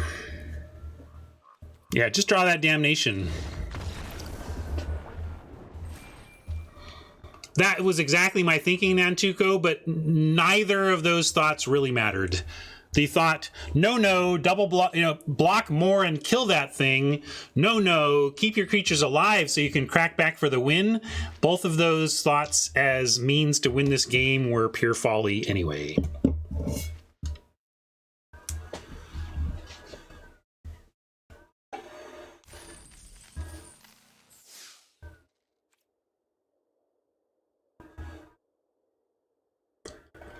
One and one. Let's update the record.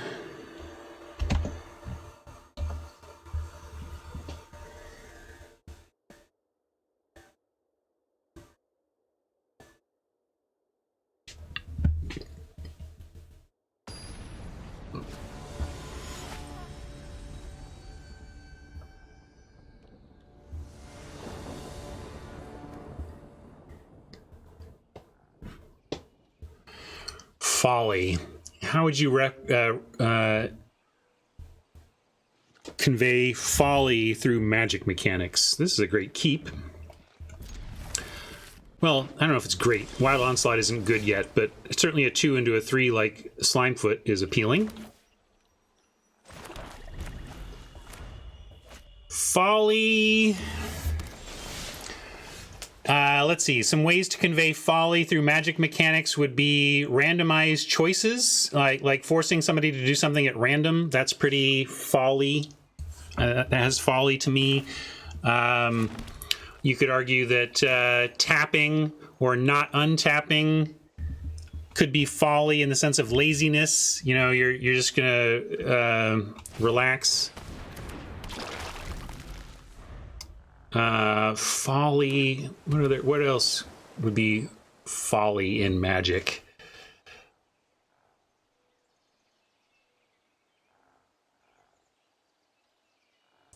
I mean, you could kind of make a joke card with it almost, where it was an ill-advised strategy to pursue. Wasn't there one like that? It was like there was a green rare in a recent set that was like, effectively the card was named "Don't try this." It's like, what's the name of that spell? Don't even try is the name of this spell. Huh, that's a funny name for a spell.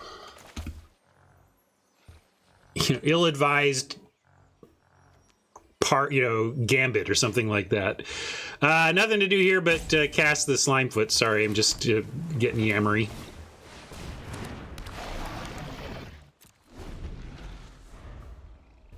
No, it wasn't Didn't Say Please. It was a green rare. It was like green, and it was like, I don't know. One of you will find it.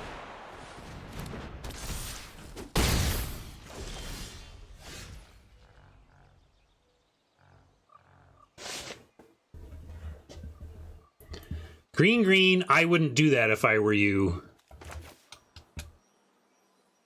So, if we can't, we're up against aggro here, frightening aggro. We do have a very important vicious offering. So, one thing we could do here is, I think let's play this. So we can Slimefoot naturally, but they don't have any blockers. We're in a little bit of a race. I think I like.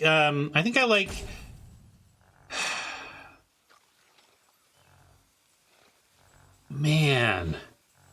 I'm just trying to figure out if we're going Song now or trying to make some saps first. We can go Song, make a sap, and then next turn do more. We can go Song, Vicious. Well, I'm going to go Song.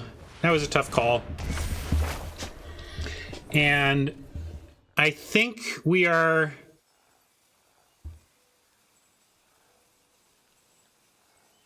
I think I want to make a sap and give him one more attack here. It means giving up on... because we could just take 4 damage and kill a flyer. So... But I'm going to say no attacks. And yeah, we'll hold up offering if desperate, but our plan is to sap it up.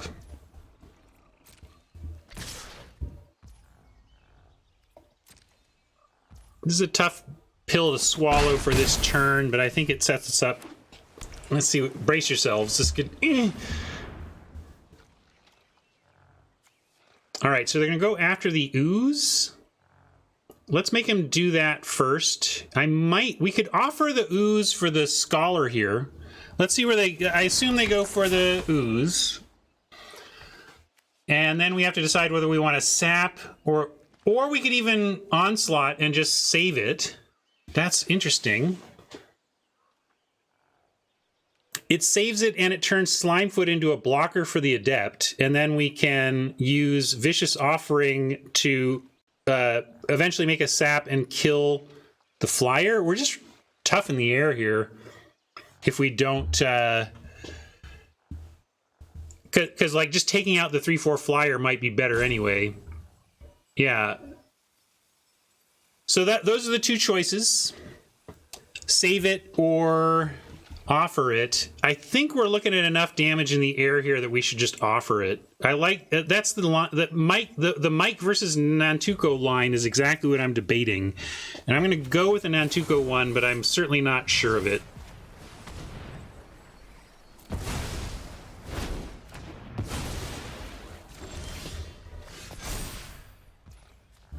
That was a harsh penalty to pay with this song now not yeah,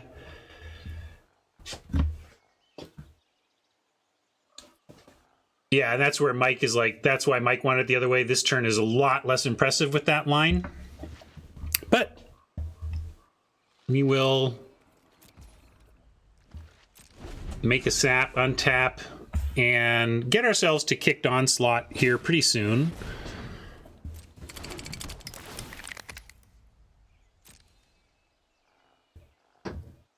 No, maybe I'm conflating that, but it's definitely another one. Maybe it's not green, and I've led you on the wrong trail for that. It's definitely a green card, though. A green rare. Dubious. It has dubious in it. Dubious. Challenge? Dubious challenge? Dubious. That's the word that was so funny to put, because the card is a dubious magic card, and it's called dubious.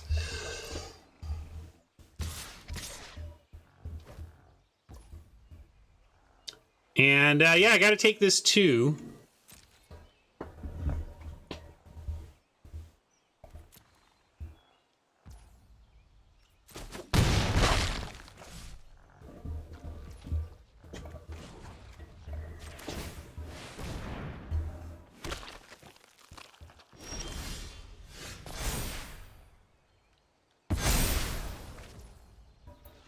Tough that we're a little short on kicking an onslaught.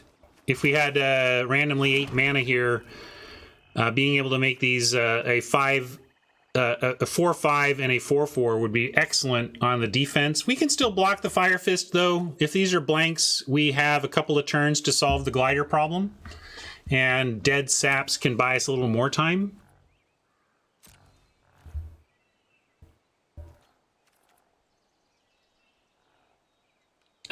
Also, this is our all-attack mode with Song. Safety attack. Yeah, that's. I really didn't think that through, and I absolutely should have, Mike. It was a pretty big mistake not to have another 2/2 sap right now. A little distracted there. I did want... I like the idea of having Onslaught up, but it was way more important to make another sap. We'll see if that costs.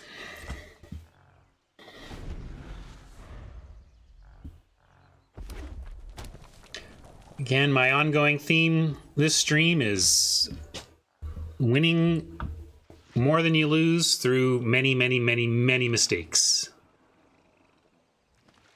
Well, I could have just...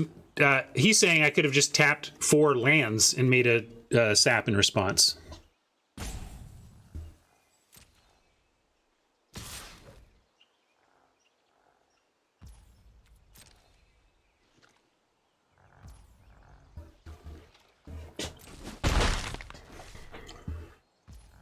How about the infection? A -1 effect would be sweet to draw.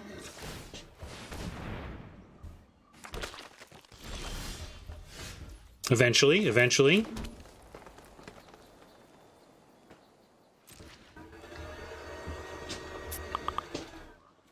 That's my friend Patrick saying happy birthday on Slack.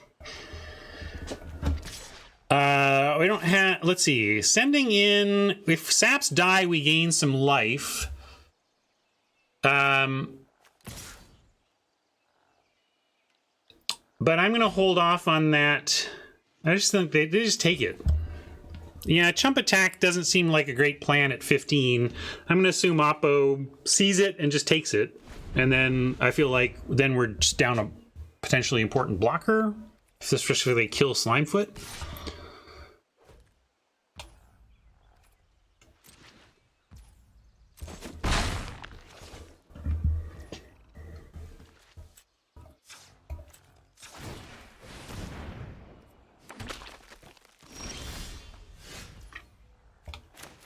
Yeah, see, Worm is cute, but doesn't get anything done. Does this give Trample? No.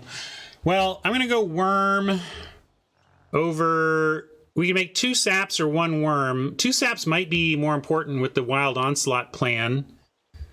Yeah, maybe going wide actually, or going big isn't the plan.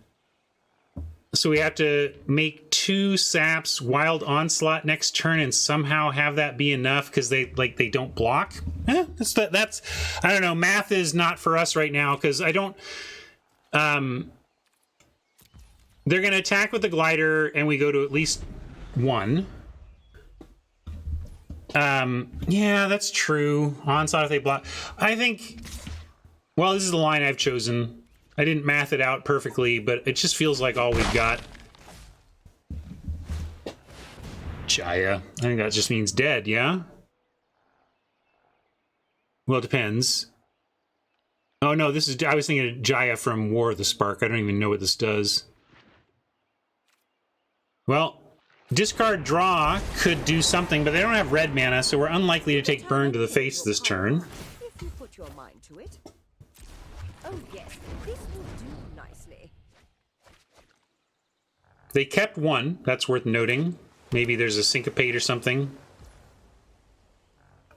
Yeah, but like I didn't think they had, like if they had like the burn to kill us, they don't Jaya. They just cast the burn spell to our face, right? That was what I was thinking. But I guess if they were afraid that we had something, they could do Jaya in case of fail.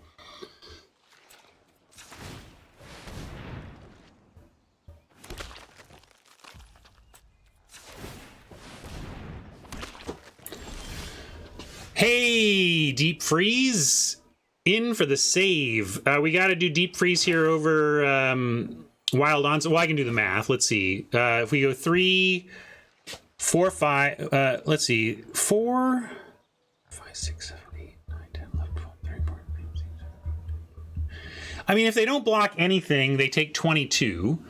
If they block a 3 and a 2... that saves 9, which keeps them alive. So if they just, and they would, right? They would block 2. But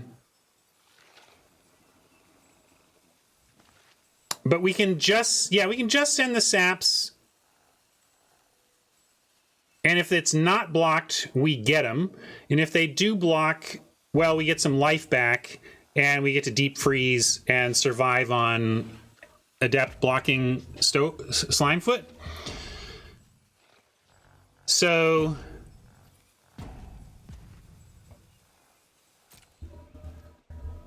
let's do that.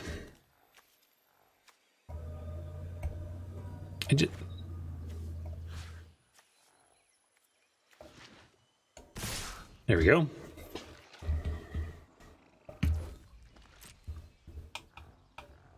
They might just take it because, hey, I'm just trying to get some life off of the dying saps, you know. They might just,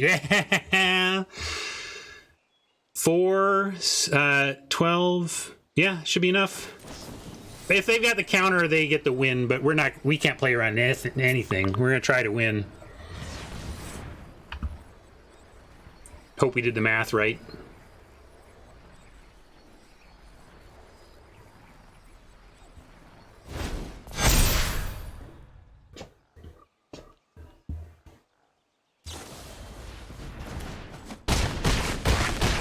All right, they had the instant. We saw that they had something. We gave it a shot. I like that we really gave ourselves a chance to win a tough one.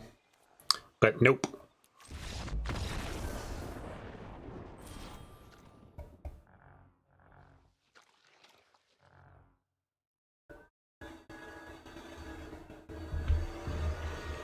So is there a world where we say, let's not go, like, they might have something, let's just deep freeze the flyer and make a sap for one more turn?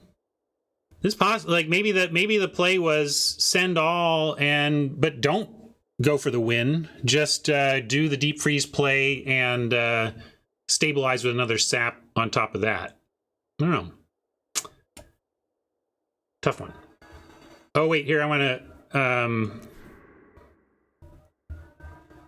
deliver on the bling requests.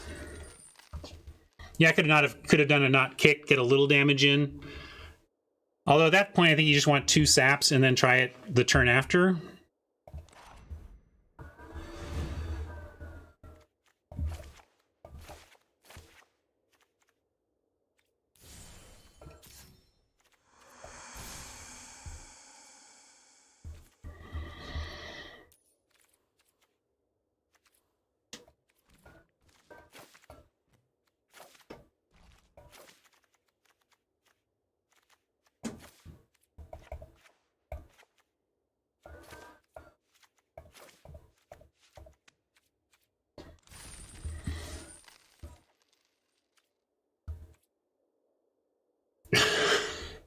No. That's going to have to be your channel, Firebat. And I will not be there for it. But you do you.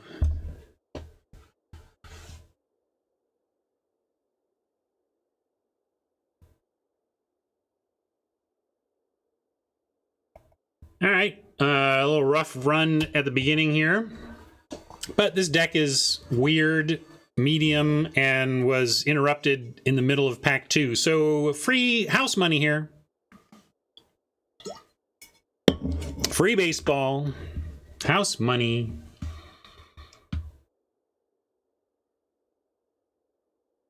Thank you, G-Guards.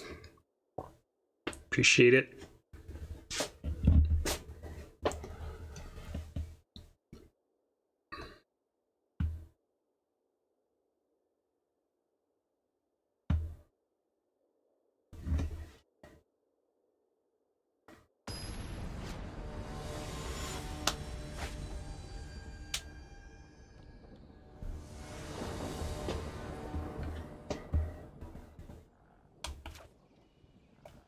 All right, another slimy early druid for some ramp. This looks great, but our last hand did too, and we lost pretty straightforwardly.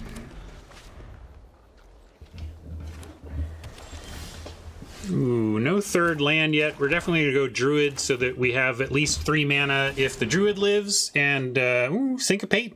Ooh. If we can draw a third land, that's actually not a huge loss, but if we get stuck on 2, ouch. All right. Happy birthday to me. Slimefoot is not going to block the Knight, but if we can get a 4th land off the top, Slimefoot can threaten a sap to block there. Might just go Evangel Ooze at that point, or Ooze Hold Up Offering, that kind of thing. Rona makes me feel better about sending Slimefoot out. These colors tend not to reach out and kill. They tend to exile, though. Or just so leave on board. But we can Vicious Offering away Slimefoot eventually and get it back with Rona. So I actually don't mind that it's sitting there as a defender. We'll just let it sit. For Slimefoot will hang out, and then at such a time that we're ready to exercise our Rona Slimefoot plan, we'll offer away Slimefoot for something else. But I'm just going to play Ooze and Evangel here and be quite happy to trade off Evangel for the Knight if offered. Yes, I chose dinner tonight. usual, especially if birthdays, well, this is a classic, you know, Mother and Father's Day is breakfast in bed, bagels from the local grocery store that we like. If a birthday lands on the weekend, that tends to be the plan as well. I'm gonna offer him the ooze. We saw that the ooze definitely is better than the evangel because equipment does happen and matters. But I'm gonna send both of these, make an offer, and then drop the acolyte. If they want to race, that's fine.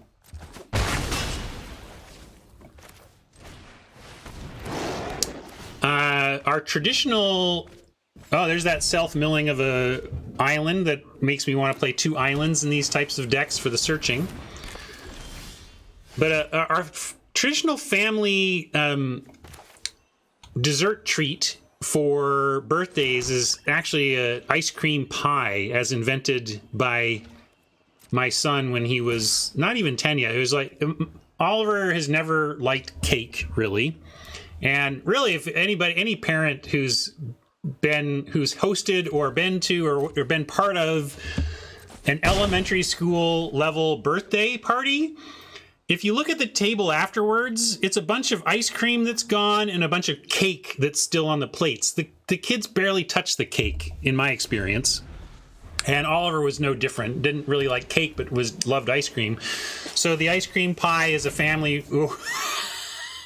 And scene. We just lost everybody. We can't beat that. Actually, I should make sure. Like we don't have any enchantment removal. We don't have sacrifice effects. Yeah, we are completely stone dead to this. There you go. I could show you how to report bugs, but I'll do that later.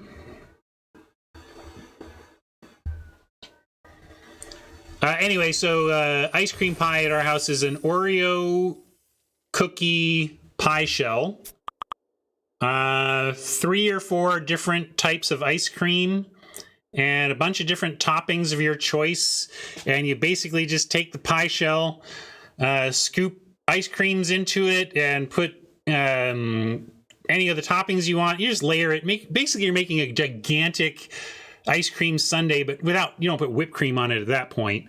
And then make it a nice big mound, and then get a piece of plastic wrap, put it over the thing, and kind of form it into the dome you want. Push it down and make a dome out of it. And then take the wrap off and freeze that. And then you can whip cream on that, or even write messages on it or something. But you make a nice domed ice cream and toppings pie in an Oreo pie crust shell. That's a kid that's been a traditional birthday treat around here. Although I ordered my first job ever was working at Baskin-Robbins. I was 16 years old and worked at Baskin-Robbins for a summer. It was really eye-opening. I worked on Broadway in Seattle on the 4 p.m. to midnight shift on Friday and Saturdays. Any Seattleites know that for a 16-year-old to be working on Broadway at midnight on a Saturday is an educational experience. And, oh yeah, there's some DQs in Seattle. It's not a big thing. My grandfather was a big Dairy Queen fan. I don't know if it started in Columbus. I know Wendy's started in Columbus, but there was a lot of Dairy Queens in Columbus, and we would always go for that. And here we get Hat brings up where I'm segueing though, which is that my personal favorite. My first job was at Baskin-Robbins, and I fell in love with their ice cream cakes there. I mean, there's lots of people that make ice cream cakes, but the Baskin-Robbins ice cream cakes, I was like, wow, these are great. And I found the combination that I like the most, which is Baskin-Robbins mint chocolate chip ice cream and chocolate cake. So I ordered myself a birthday cake, and it's in the freezer right now. It's huge because of the way they price things, right? It was like, it was $40 for a normal sized cake, or for $10 more, literally double the amount of cake. I'm like, I can't not double the cake for $10. So I did. And I don't even know if we're going to eat that today, because I got us reservations for the big dinner tonight, and we'll probably get some dessert there. You have to. It's like getting the large pizza. How do you not get the large pizza when they're like, for $3 more, we'll give you another pizza. It's just in the form of a ring around the pizza that you wanted. It's like, well, I'll buy that other pizza that's the ring around the pizza I wanted. Yes, I'll buy that for $1 or whatever, $3. The pizza prices never make any sense in terms of square inches of pizza. So, well, gang, I could do another event, but it's my birthday. I'm in a good mood despite 1 and 3ing one of my favorite formats. So maybe we should just take that win, do some AMA. Here, I should give Rob the He's Dead, because that's a good one. Let's go for... I got to go back to this view, though.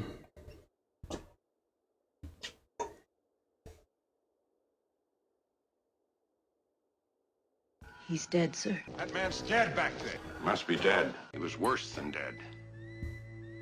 His brain is gone. What's that one? Sweet potato hummingbird? Hummingbird's a weird ingredient for cake, but I'll check it out.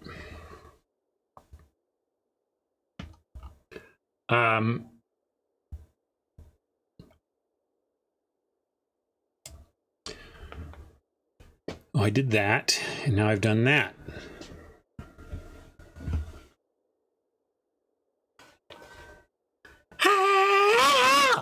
I'll just do the David Lee Roth soundboard myself.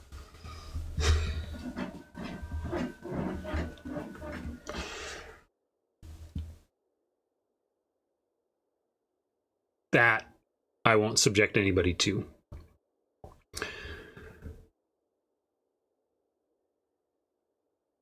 Do have an AMA here.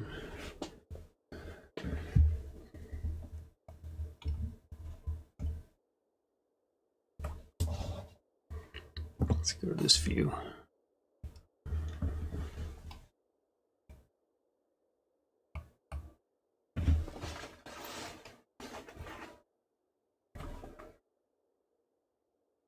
Oh.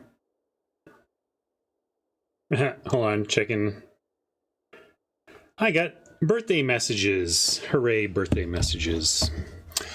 How old, young do I feel?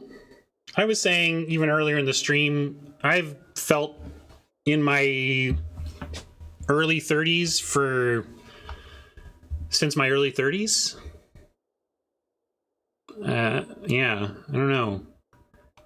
Age is a funny thing. I remember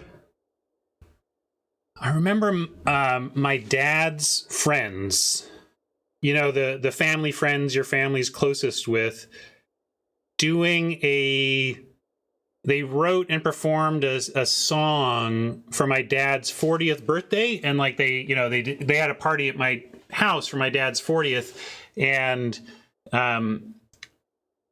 his wife, my stepmom, and her friends performed this number for him. And I just remember thinking at the time, I guess I would have been, let's see, when he was 40, I was, 10, 12. Anyway, it was, he just felt so old to me. Here he was celebrating his 40th birthday, and that seemed like as ancient as you could reasonably be.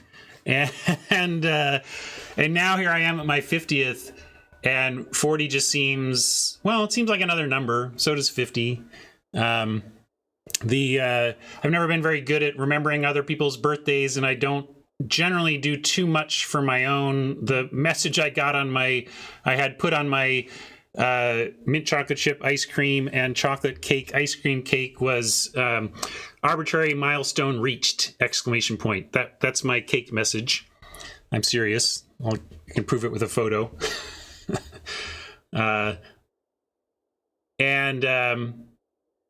But I'm feeling pretty good and pretty lucky today. And on that note, I will tackle D's AMA. Dionysus says, What are your top 50 life lessons after 50 years? Just joking. Give me 5. And you know what, D? I gave it my best shot. I tried to come up with 5. But that was way too hard. So I just kept it at 50 plus instead. It was way too hard to narrow it down. So off the top of my head, in the order they came to me, here are my 50 plus life lessons at 50 years old to share with you all. Off the top, time is the only currency and happiness the only purchase. 1. Happiness is the delta between expectations and reality, so lower your expectations. 2. I often regret buying a thing. I rarely regret buying an experience. I'll let you count. I'm going to stop counting. Decisions, not results. Emotional honesty means never having to say you're sorry. Project what you seek. That's a relationship advice that my wife came up with that I always liked. That's kind of how we found each other. We were projecting what we were seeking, and also, yeah, some of these are cliches. Some of these are from other people. When I can remember a source, I'll let you know. But these certainly aren't all mine. Some of them are. This is just bits of advice from my own brain and other brains that appealed to me. When you love yourself enough to never want to be with someone who doesn't want to be with you, your heart becomes unbreakable. Not unsaddable. Oh, someone can still make you quite sad. But true, devastating heartbreak, that goes away when you love yourself enough not to be concerned with someone who doesn't love you back. Every game with randomization and a forum has a thread on the broken random number generator. Go to that reunion. Don't sweat what you cannot affect. That's effectively the Serenity Prayer. You can go look that up if I want to steal an all-timer. My wife is a alcoholic in recovery. She's been sober for, it'll be 9 years this October, I think. And it's been quite a journey and an educational one. But one of the tenets of Alcoholics Anonymous is the Serenity Prayer, which is effectively don't sweat things you can't affect. Worry about the stuff that you can affect. Don't worry about the stuff you can't, and try to know the difference. Nothing is going to survive the heat death of the universe. That's mine. That's the don't sweat the small stuff side of don't sweat what you cannot affect. Don't sweat what you can affect, and don't sweat the small stuff. It's all small stuff. The universe cares not. There's no such thing as moral capitalism. Addressing root causes is way more effective than penalizing unwanted outcomes. That's a huge. I wish society would figure that out. If you put freeze pops in the freezer in a clumped bag, they'll freeze with the shard style ice. If you put freeze pops in your freezer with space around each one, they will freeze into the superior slush style ice. That's probably the best thing I've got for you on the whole list. The most useful tip on the whole list right there. Leave space around your freeze pops and you get slush freeze pops, which is what you want. Owning your shit is the fastest way to forgiveness. On that front, learn the parts of a good apology and do all the parts when you are apologizing. There ends up being like 3 to 5 parts depending on who you ask and how they break it out, but the baseline is say specifically what you're sorry for and acknowledge and own and identify how it hurt the other person. I'm sorry for doing this, and I see that it did this to you. I was wrong. I was wrong. And then, make it right. You have to offer restitution and promise change, and then ask them for ask to be forgiven.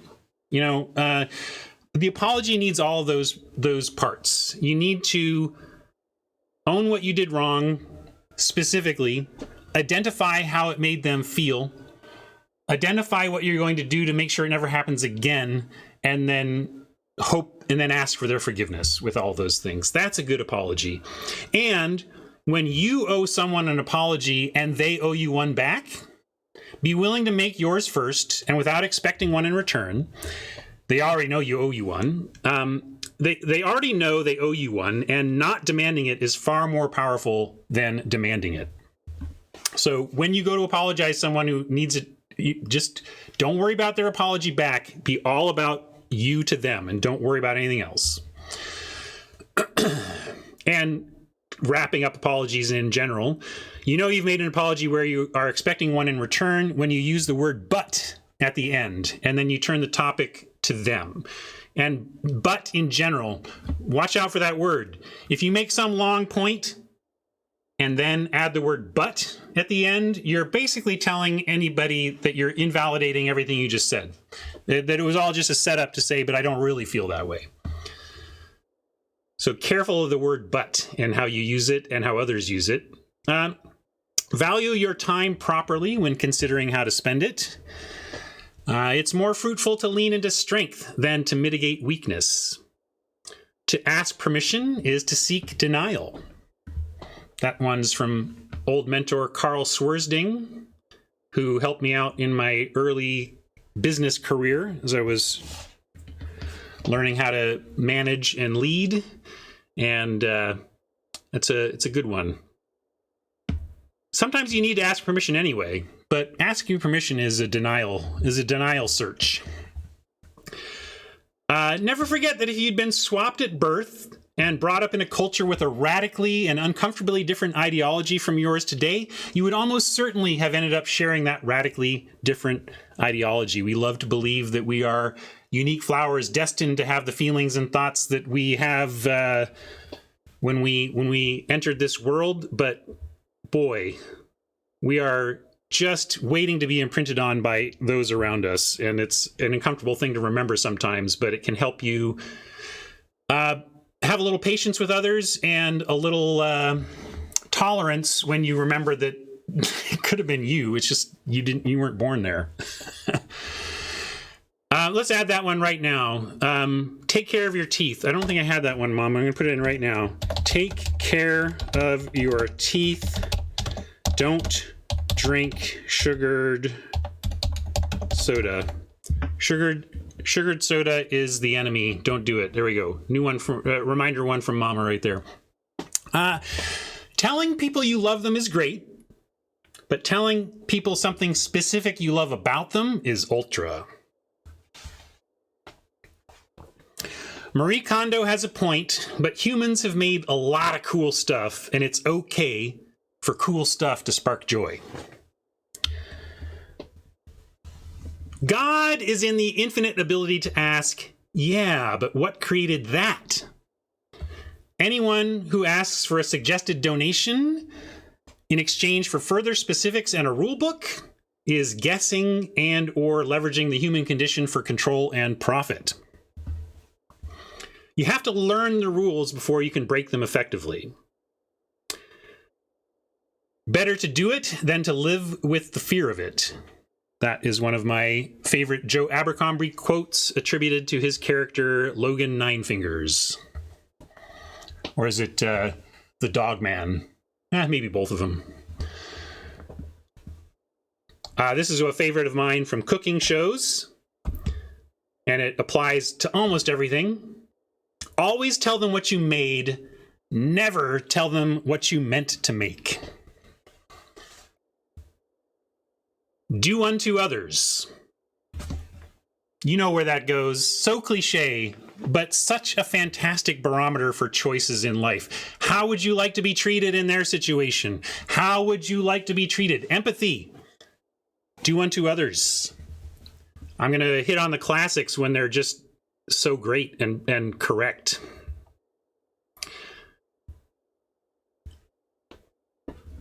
The con, the sting, the grift That happens at the point the thing of value changes hands. So before you let that thing of value change hands, are you sure that's not a scam? Till you let that thing of value go, you can ask that question. You let that thing of value go, it's gone. If you are working, and on that front, if you're working with someone you reached out to, it's unlikely to be a scam. If you are working with someone who reached out to you, are you sure it isn't a scam? That's kind of the Penn and Teller principle. Like if you needed some help, you could turn to a random stranger on the street and ask them for help, and just the huge majority of the time, that person is not a nefarious bad actor out to do anything bad to you at all. They're probably a normal person looking to help you. But if someone comes to you, if they're seeking you out, put your radar up. Watch out. Try to say true things. I try to say true things, and that means just, adjusting your language around it to soften hard edges, and things you say that could be arguably untrue become true. So like, for example, in my experience is a fine hedge when sharing opinions based on anecdotal evidence, because then you're not, try to say true things. On that front, call something the best when you want an argument, and call it my favorite when you want a conversation. If you write a letter to almost any big company that markets low-priced items, they'll send you coupons for free stuff. If you want free stuff, write to a company. It can be funny. I would delivers advice more palatably than you should. You should. If you're trying to help somebody out, if you frame it as like, not only does it come across more softly and less, here's your orders, you should do this. You're saying, hey, if I were in your shoes, this is what I would do. And also it lets you off the hook if that turns out to be a terrible decision.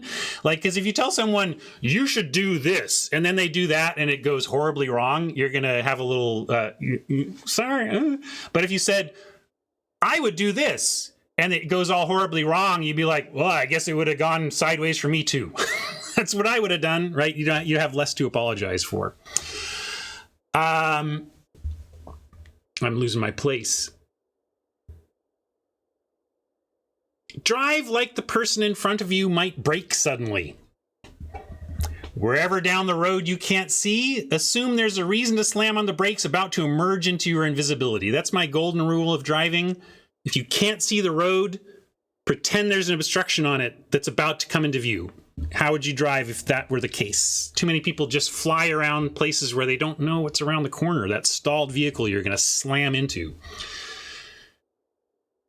The expensive high-quality option that lasts forever is going to be way better over time than the low-priced medium-quality option designed to break. So when you can, save up, get the more expensive thing that you expect to be a better long-term investment.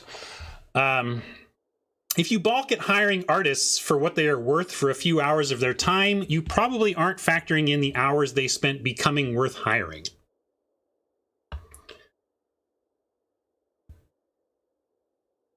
This is my golden rule from Brian Wong of Limited Resources, who once on an episode about advice and stuff said one of his tenets is spend on overcoming gravity. Shoes, mattresses, chairs, sofas, because the fight against gravity literally never stops until you die. So you might as well invest in it. Solvers. One of the hardest jobs you have is to listen to a non-solver you care about talk about non-solutions for a bit before the solving. Do it. You love them. It's hard, but you can do it. Gratitude is a powerful mechanic. Most recycling programs are pure conservation theater. Do you want to be happy or right? Legislating against human nature is a recipe for inequitable misery. See the justice system. Simple one here. Hi is an inherently friendlier greeting than hey, in written communications. This is a change I made sometime in the last decade. I can't remember where I picked up the tip. Hey, when we say it out loud, can be really friendly, but hey, when written, has a little bit more of an aggressive tone to it. A little hey, where if you're, so I've changed all of my communications where I used to say, hey, Chris, comma, because that's my, in my head, it's, hey, Chris, but written, it doesn't necessarily come across exactly like that, whereas hi, Chris is really hard to come across as overly aggressive or in any way off with hi over hey. A little subtle one there, but it's one that I've taken on. I like hi better than hey.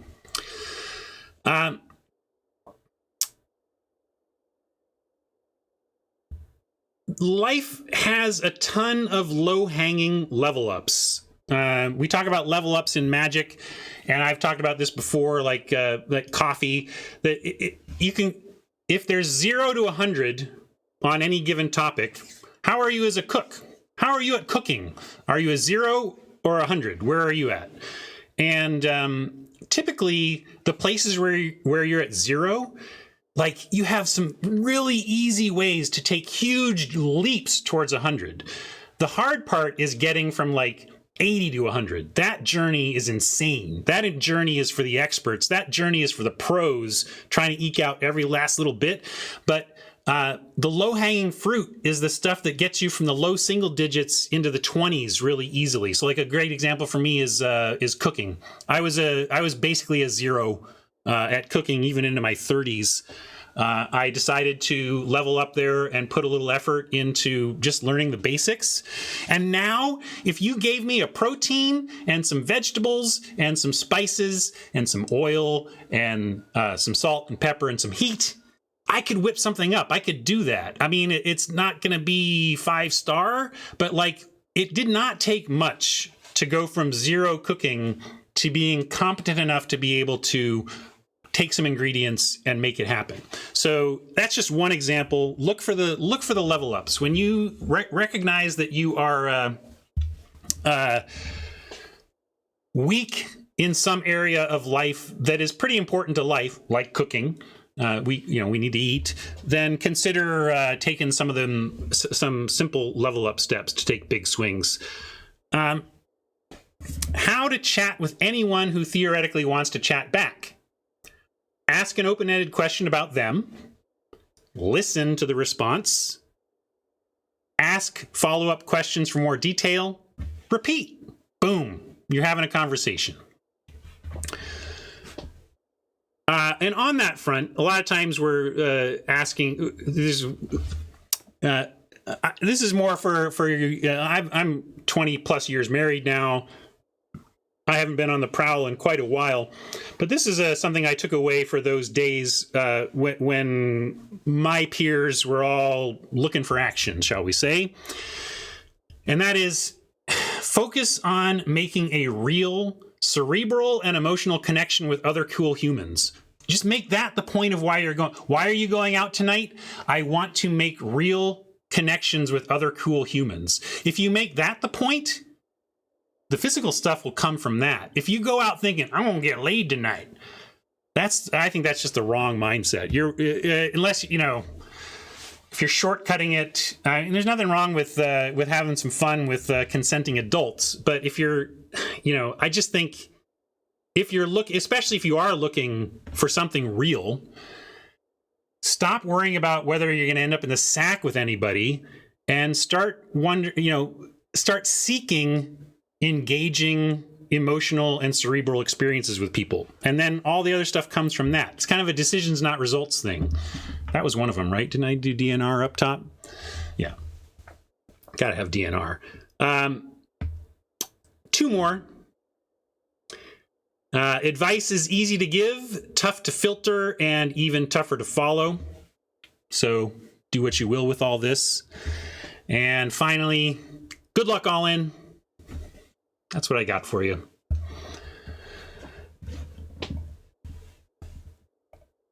So, and that's just what came to me. I have more. Oh, here's one. One final one. One extra one. Pai Gow poker without the fortune bet you can drink yourself even in Vegas. If you want to drink yourself even in Vegas, play Pai Gow Poker and don't play the fortune bet. There you go. That's the last one. All right, gang. Hopefully you found something funny or interesting or thought-provoking there for you. If you have ones to add, maybe we can build a list of good free life advice.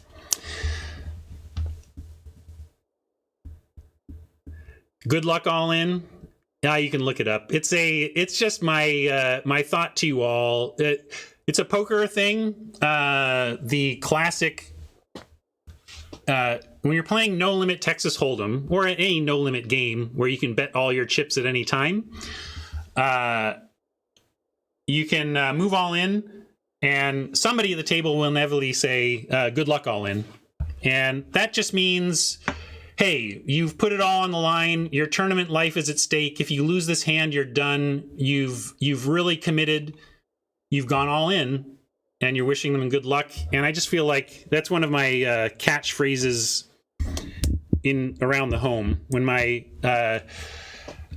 When anybody I care about is telling me that they've got some big thing coming up that they're trying to do and want to do well, and they're worried about it and nervous, or I got this big plan that I'm going to execute, my response is good luck all in.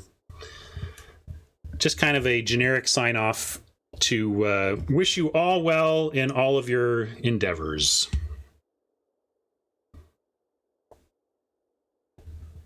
Ooh, I like that one, Mama.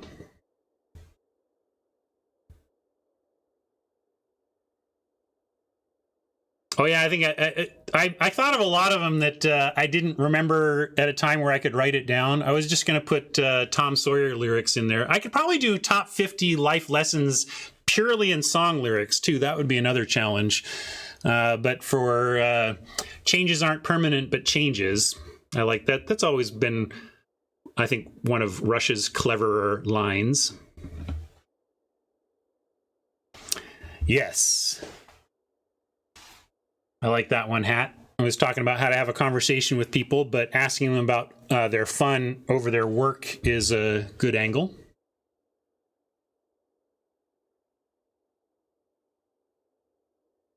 Love it. Oh, yeah, for sure, D. You know how long it would have taken me to boil that down to 5? Oh, that would have taken way too long. Former headmaster of my high school wrote a letter to a colleague that the headmaster passed away, and he was being eulogized, and one of his colleagues quoted, and maybe this is not his own quote, but he'd written a really long letter to him, and at the top of the letter he said, "Dear colleague, I'm sorry this letter isn't shorter, but I didn't have time."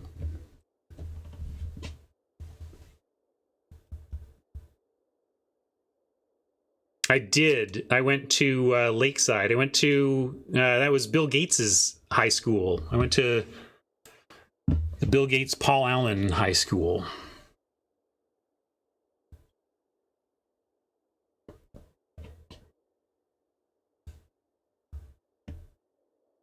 All right, mark that complete. What was my best birthday ever? And why was it today? Today has been a pretty good one. We're pretty early yet, but I have to be feeling pretty blessed today, and I am. I'm feeling very lucky. And in fact, I will. Here's one of the reasons why it's the best birthday ever. My job hunt is over. I have accepted a position.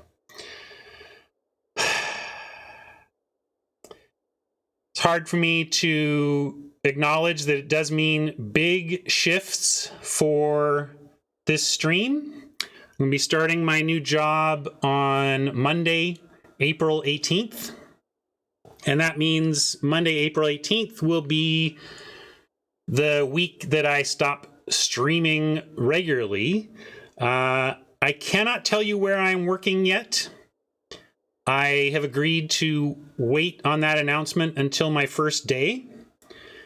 And there's another one I wanted to put on my list of life advice.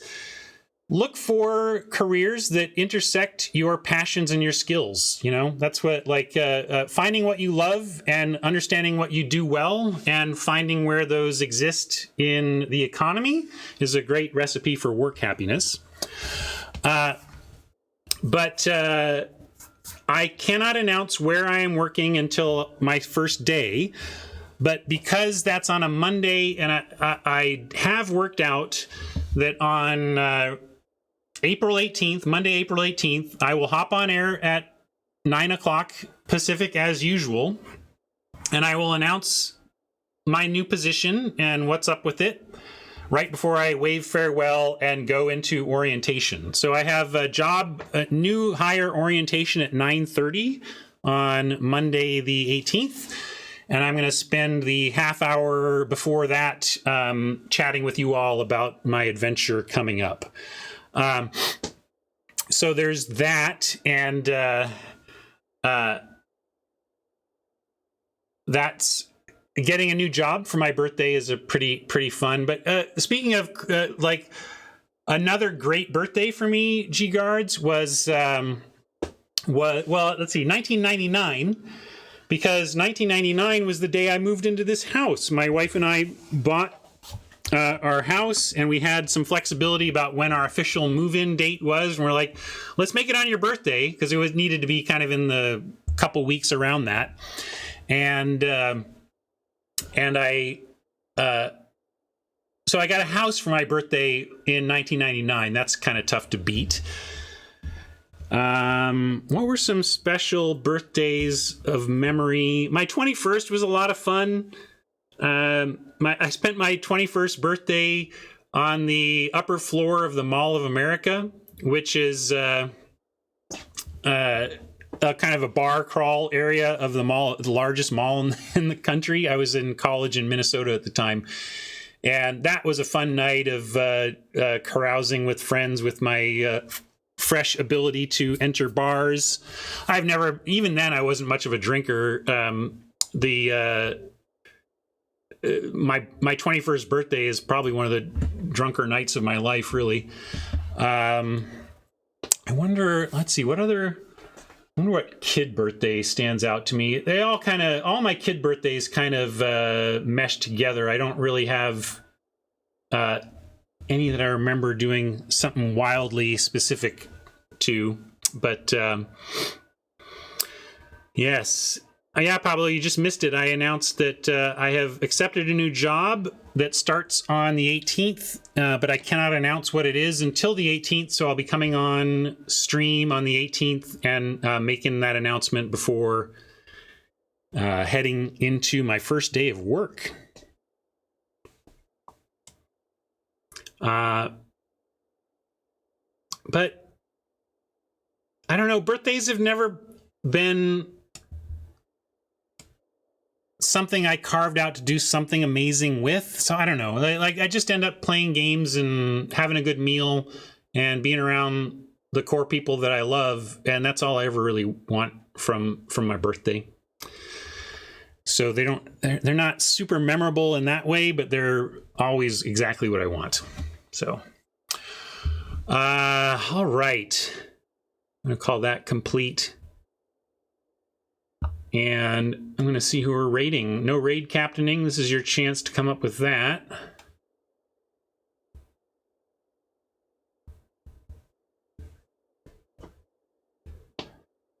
Jamie. All right. Don't even have to go look then. Fair question, D. And I meant to answer that, so thanks for asking. D says, when will you be streaming, do you think, with the new job? That is going to have to be TBD. I basically, regardless of how my new employers feel about my streaming exactly, I need to go on hiatus as I just focus on the new job. So I would say at least for a month. Even if my new employer is like, oh yeah, you can stream every night as long as you get your work done and put us first, you can stream whenever, we don't care. Great.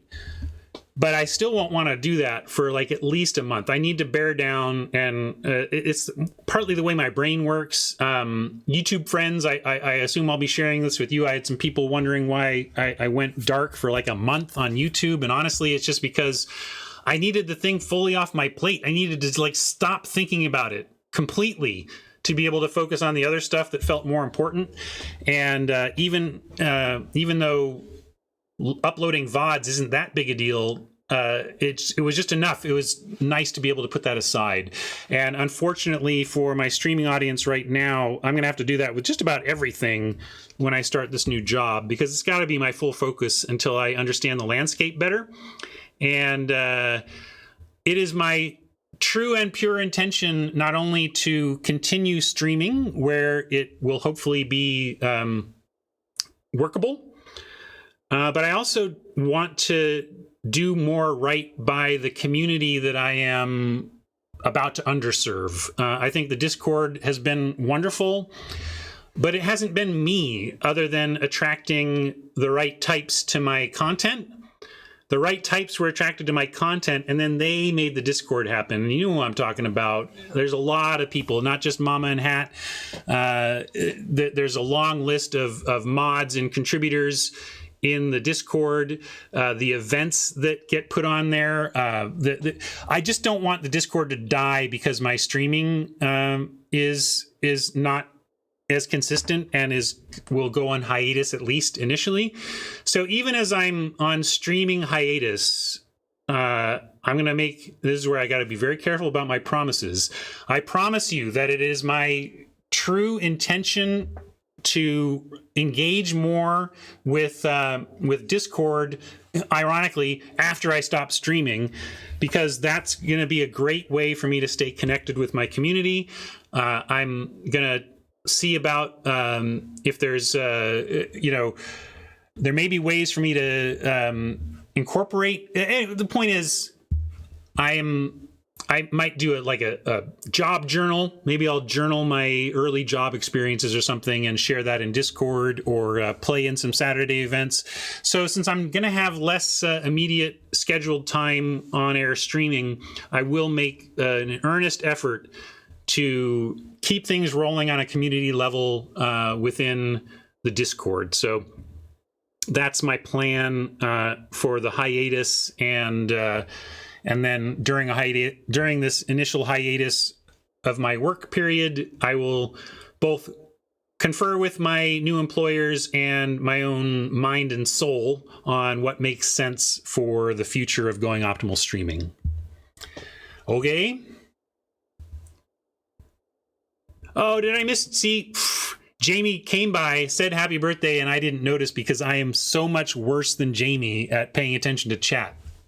I say that a lot about her, but it's incredible. Like, I've never seen her miss a chat, and I just do it like I miss half of them. I'm so sorry.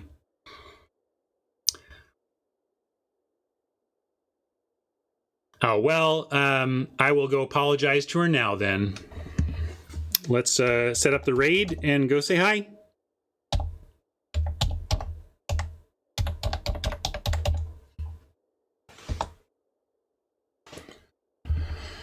Thanks for hanging out, everybody. Thanks for all the wonderful birthday wishes, the sub drops that everybody made. Appreciate it. And thank you for the years of fun we've had here. I know it's going to, at the very least, change coming up now, but I have no regrets. This is one of the more fun things I've attempted, and I couldn't be more happier with the result. Well, you can always be more happier, but I'm thrilled with the results of all this, and I thank you for all your part in it, everybody out there. Thanks. All right. Farewell. I'll see you on the other side of 50 on tomorrow, and say hi to Jamie. Bye, everybody.